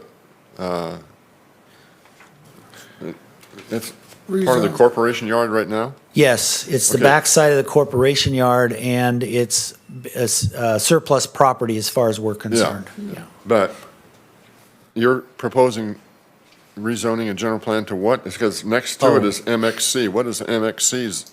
MXC is corridor mixed use. That's what, it's what our commercial corridor, Oro Boulevard, is all zoned at.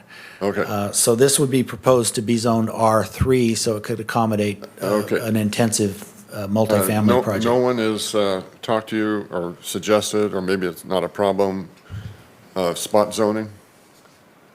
Because this is right in the middle of, changing the zone right in the middle of everything. And spot zoning is not legal. You got No, they PQ all haven't. around it and MXC all around it, and right in the middle is your proposed zoning. I would suggest. Okay, we'll double check on that. I would Yeah. definitely double check. That was it for that part. Also note, we handed to you a letter which we received this week or late last week, this week, from the Feather River Tribal Health. And they called when they got the notice in the mail about this potential general plan amendment. And they had investigated the site next to it, which is the MXC site just underneath the Right. subject property. Right. They were considering purchasing that to expand and to maybe put parking in there. Because their facility, you can see it on the aerial there, is right adjacent.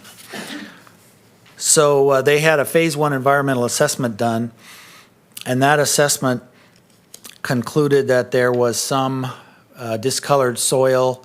There was evidence of a former rail spur, and so that the Phase 1 recommended that some soil investigation should happen, which basically recommended a Phase 2 assessment.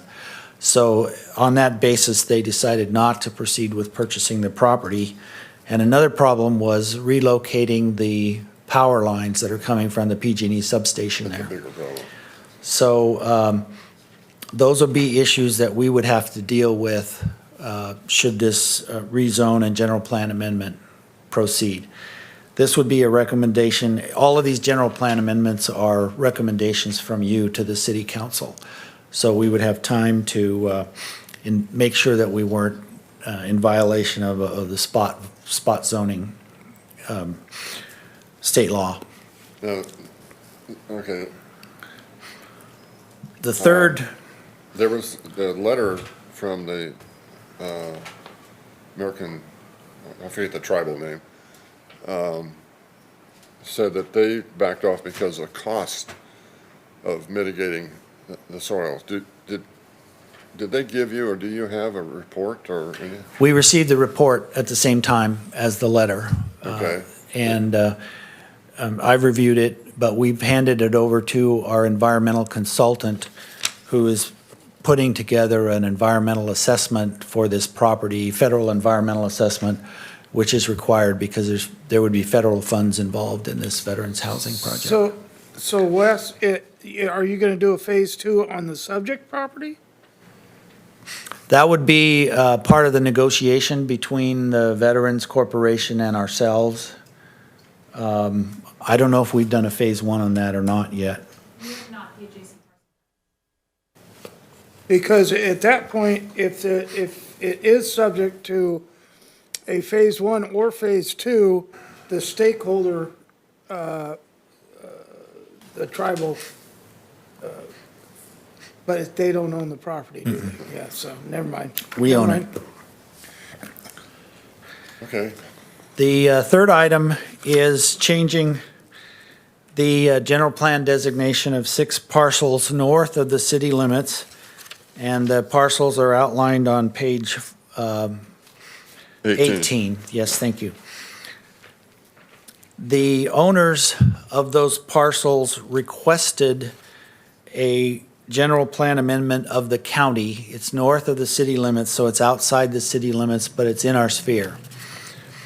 So the county proceeded and rezoned those parcels from commercial to residential. And our proposed general plan amendment and pre-zone change would be consistent with that. So those are the 3 recommended general plan amendment items. okay. Open the public hearing. I don't see anybody. Is there anybody out there that wants to comment on this? She's shaking her head no. No one there? Okay, seeing no one, we'll close the public hearing and turn it over to the commissioners for discussion. We want to discuss it. I brought up my one thing. That's I hate to get into a trap of having our county, or city council, or city attorney suddenly jump up and say you can't do this because of spot zoning. Because that's state law, so, We'll certainly double check on that. okay. All right. Okay, Sorry. Terry? I'm a little concerned about the, as they say, high level of contamination to the property, and concern regarding developing an area with power lines. I mean, PG&E could probably move those, but we didn't get to see the report, so, I mean, No, it it says just high came in level this of week. contamination. How high are we I mean, is this even, I read it and screened it, and I am familiar with Phase 1 and Phase 2 reports. And it did not appear to me to be a high level such that it would be really problematic. There might be some spot soil contamination, there might be some residual pesticide contamination where the rail spur was, but I didn't see anything else in that report that might no, it's not like a raise a red service flag. station with tanks. No, and all nothing like That's that. really tough. I can't understand why the people were saying it's going to be so expensive. None of these are time sensitive, so if you wanted to table this item until you had a chance to read the report, we can certainly do that. Again, it'd be a recommendation to the city council that you'd be making here. Well, that's up to the commissioners. I guess to me, it just seems kind of, just looking at the aerial, it looks like a good place to build a veterans home because it's close to stores and other things, but hearing about the contamination and the high voltage lines makes It's it the high voltage one that- not sound like Is such that a 250K? good place for that. That's Especially 250K veterans. lines? I don't know the size of them, but pretty those would all be, even after the general plan amendment and the rezone, those would all be things that would be taken care of in due diligence, and the city might end up with an R3 zone property if this deal falls through. So that would be probably the worst case. so before they built, they would have to move those lines? Yes, or keep them clear underneath. Yeah, I bet they have an easement, probably a wide easement. Yeah. You may not have to move it. I don't know where the pinions are, where the stanchions are, rather. You can't develop underneath it, and I think there's a 10-foot easement on either side that you can't develop. But it runs right through the middle of the property, is the problem. We have initiated discussions with PG&E to see about moving those lines, but I don't know if they've if they've borne fruit or any outcome. I wasn't involved in those.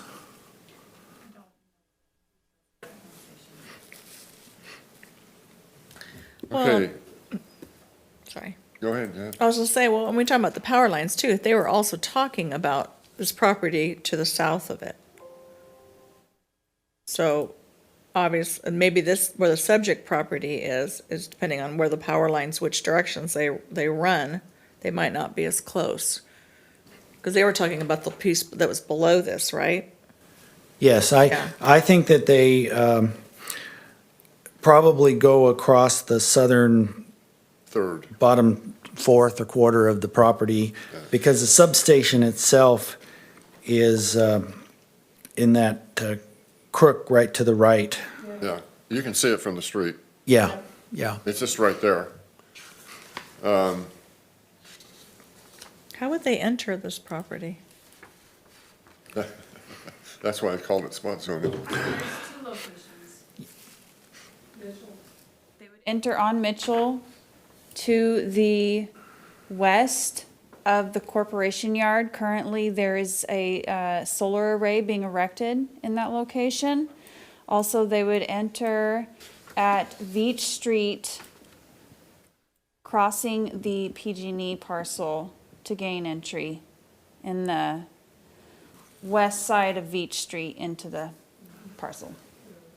Now, there is, I think, a road, There- private drive or something that, Yeah, it's Drops slow. down there. Veach is quite a bit higher in Right. elevation than the property, but Right. there's enough to put an access road in there. Was this the area where we were going to have emergency trailers in there at one time? After the campfire? Is it the same area? I thought Anybody that was remember? across the street on the other side of the. Where it's flat. No, it was right? going to be behind the On this one? courtyard. Or in part of the courtyard, maybe. On the west end of it. Nobody remembers that? I remember that, but I why recall didn't there we was do talk that? about FEMA trailers going in that area, but. Yeah, What it happened didn't to work. that? I don't think it worked out in they the, ended up, yeah, FEMA plan. There are FEMA trailers up on Mono Avenue. Yeah. Yeah. maybe they decided that site was better.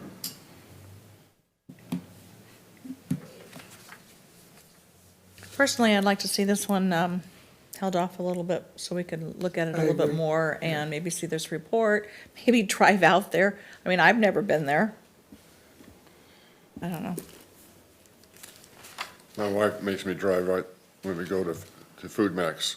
Right through there. And that's the funny thing is I've driven through there, I drive but there. it's because it's so behind everything. I never really think about looking. If I you- see the one on the corner There's, that, yeah, you know. The parking lots there for the, huh? For the cannery. If you just drive in the parking lot, if there's nobody there, you can see everything real clear. I've done that. It actually is I see what you're not saying. a really useful property. I mean, Huh? if you could put housing, affordable veterans housing there, I mean, I don't know. It's not good for anything else. Yeah, I Is it think not it's, a good it piece might of be a good property? use for the property, so. Right now, there's just a bunch of, cars. Whether they can and- build within the setbacks of the power lines could be determined by, PG&E and the city, I think, you know. It's really, okay, I've been there many times, and it's really the developer's risk. What kind of risk does he want to take as an option on the property as opposed to buying it right off? So he can evaluate it and spend the time to find out, does he really want to pursue it? But it sounds like he's pursuing it because we're talking about a rezone and all the rest of that. So I don't, if the applicant wants to take the risk and pursue it and find out he cannot do the project because of whatever, then I'm not going to get in his way of saying, well, you can't take the risk. So the city That's- would be selling it to the applicant? For Yes. him to build this? So Is, you wanted to have it come back. I personally don't see I don't need to see any more information than we've already got personally. Now that, you guys have to talk. is any of this being used for cannery parking now? No, this is vacant So and. we wouldn't be depriving the cannery of parking? No. Okay. It looked like they had some storage stuff when I looked at the overhead, like a Google map, when I looked down on it. Yes. It looked like there was a couple things stored out Now, there, it's but- city-owned property, right? So they have to put it out to bid. Have they done that yet? I don't know. Our housing manager, Amy Bergstrand, is taking care of that aspect of the project. Okay, so we don't have a developer, whatever. Well, we have the negotiate. Veterans Housing Corporation and I So don't. we do. Yeah, we are in active discussions with them. Okay. For this parcel. Okay, well, it's their responsibility to figure out whether they want to take the risk or not, as far as I'm concerned. I understand we also would be having a lot line adjustment as part of this in the future, and that lot line adjustment and its location is not defined yet, That's down the road. It's- down the road. Would that just be so that the parcel has access more than an easement, or what do you think that would be for? Well, I think it would be yes, so that it would have access to the Mitchell Avenue there. A portion, the northern portion of that parcel would be retained for some of the corporation yard, and the southern portion of the parcel would be utilized for that development.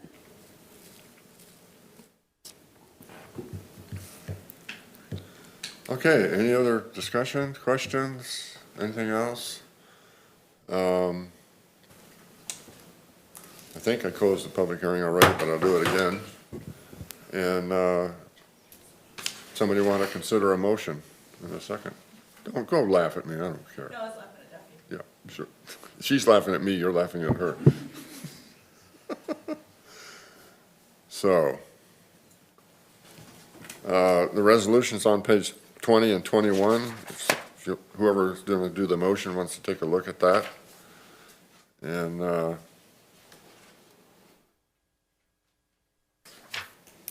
design it from there.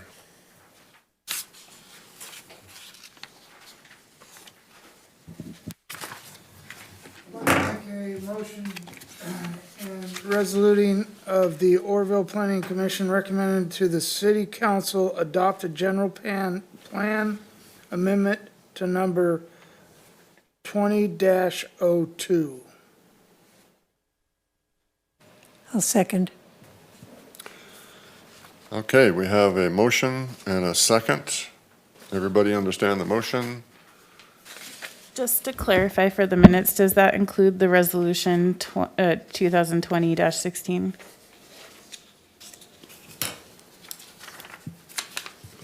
Where is that one?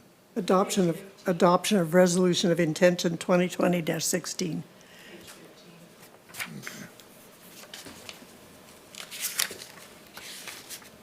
Hey, want to call the roll?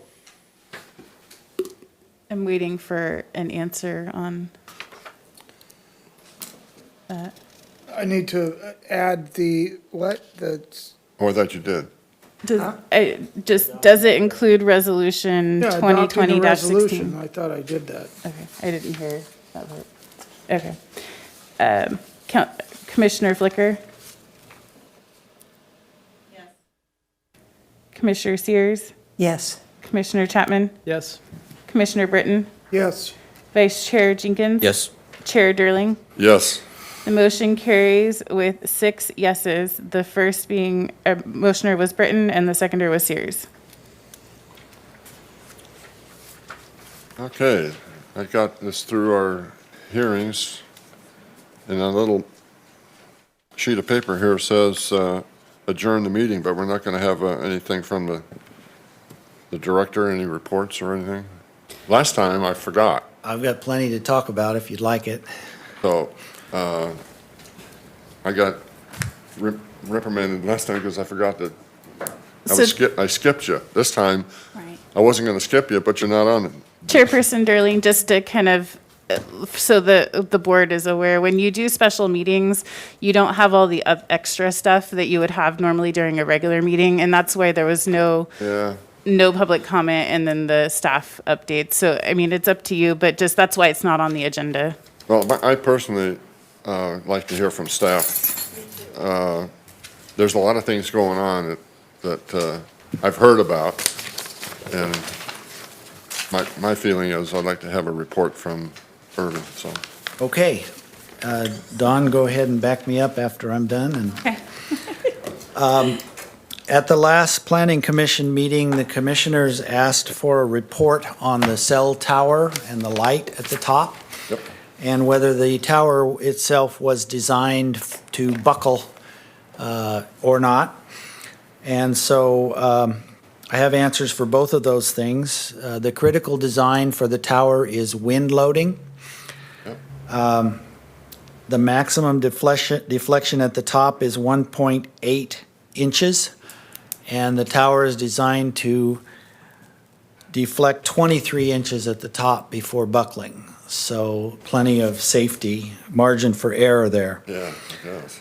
And that's with a 3-second gust at 94 miles an hour and a sustained wind at 60 miles an hour. So it is not designed to collapse. That, exactly. Well, I appreciate you researching that, because we didn't have that information in front of us. Yeah. A meeting. It came the day of the meeting, if I recall. And I can talk about the anchor bolts, but I'll pass on that.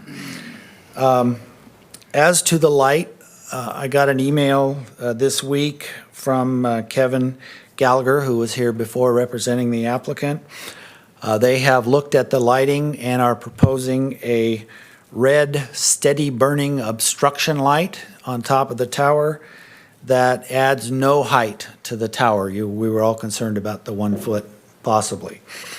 So I will be sending that lighting out to the pilot, the pilots that express concern, and to the hospital administrator, and see if that's okay with them. So otherwise, a lot's happening. I say that every meeting. On September 22nd, as we've heard, staff conducted a neighborhood meeting on the topic of annexing Thermalito. Most of the comments and the attendees were centered on opposing the annexation. So there is an active YouTube group and everything else out there now, a network, opposing the potential annexation. We, staff, are going to wait till after the election and then bring it to council for possible action. This morning, LAFCO approved annexing the South Lincoln Wedge into the city. If you recall, you reviewed that. It's 14 acres and 27 parcels where Myers and South Lincoln merge, and that includes the rescue mission. Right.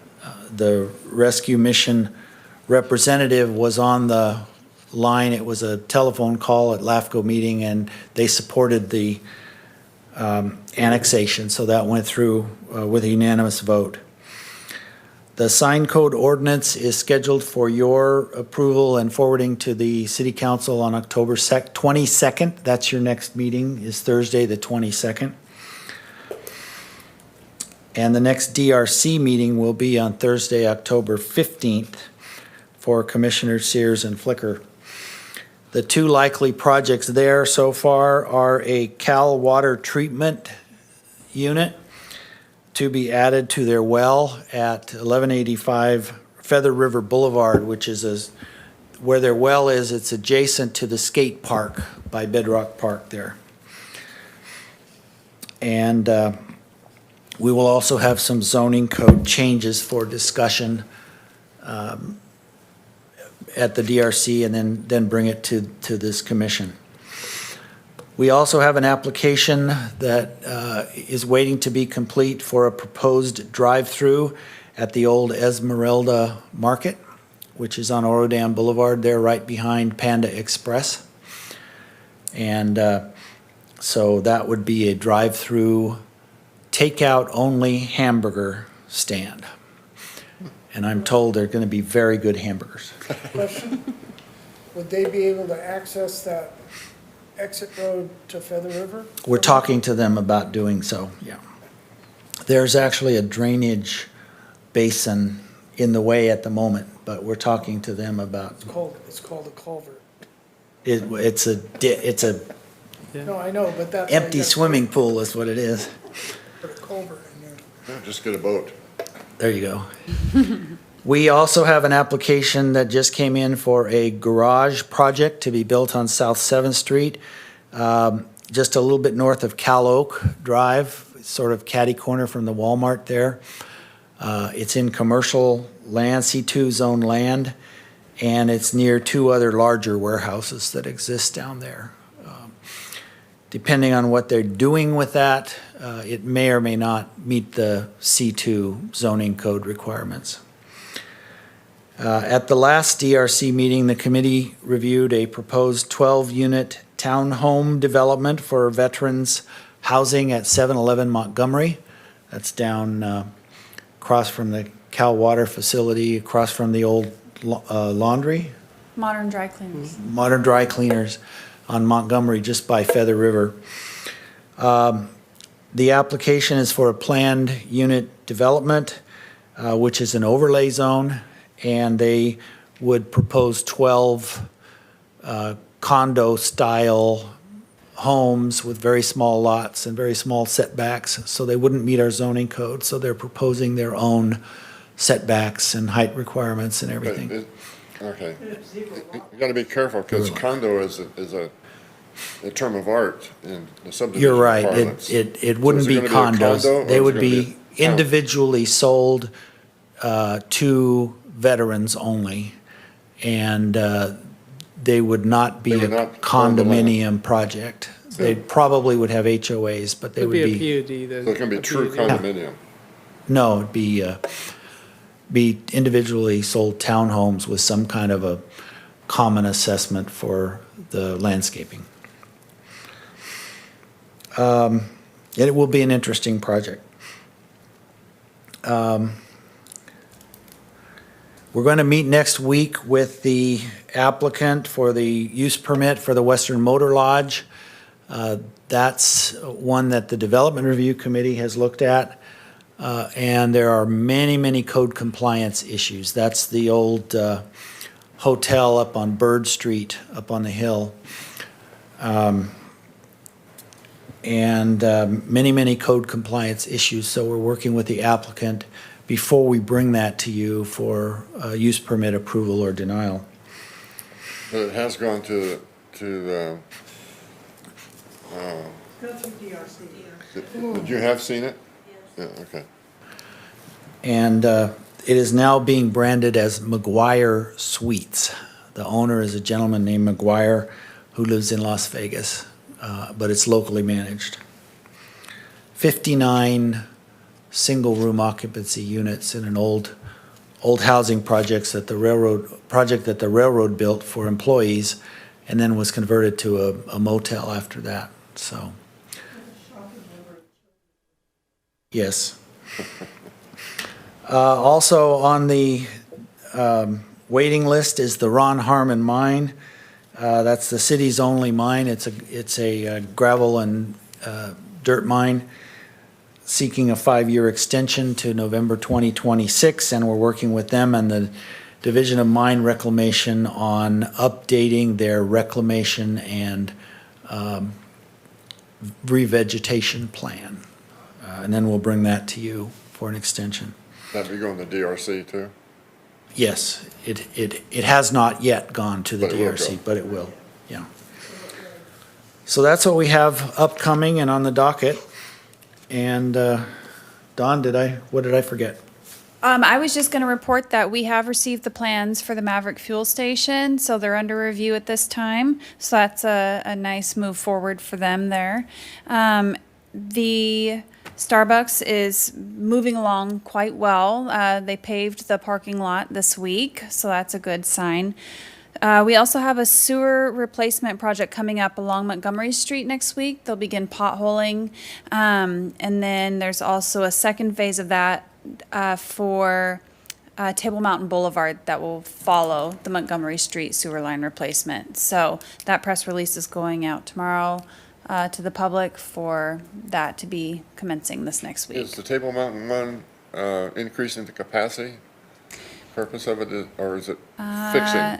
Because the project north that was approved by this commission, I think, city council, north of the canal, was going to require enlargement of the sewer and so forth. Does this part of that? I will confirm, off the top of my head, I don't recall. I will confirm and I'll email the commission with the details of that. Because that would affect the viability of that project. Okay. I have a question. Yes. What is all the blue? That is for the sewer line replacement. For the what? That is for the sewer line replacement. On Montgomery. Montgomery. Okay, that was my question. Oh, man. Oh, yeah, and if you haven't noticed already, we have approximately 300 goats on the levee performing weed abatement for us. So, something interesting about that Starbucks project is public art. Their public art requirement is that they have an artist who has made some murals honoring the parent orange tree, which will go on the side panels of the Starbucks structure. Good. And they will, the Arts Commission has approved that, and it has to go to the city council for ratification. Next Tuesday, it will go to council. So it will cover the 3 black stucco panels that you see on the exterior, and then they will have a medallion of sorts that explains the significance of the murals. Nice. Is that it? All right. Can we we'll ask close the questions? meeting. Can we ask questions to him? His report? What if we said no? And then we leave. Well, you had mentioned the annex is going to wait until the new council comes in. So how is that going to affect this Ruddy Creek one? The Ruddy Creek is a separate Okay. process, and Okay. and if all goes well, then it would probably, the annexation would probably be complete in January or February. Which should probably be about the same time anyway. Yeah. Okay, that's all I wanted to know. Is there anyone else that would like to chip in at this time? Okay, we'll close the meeting and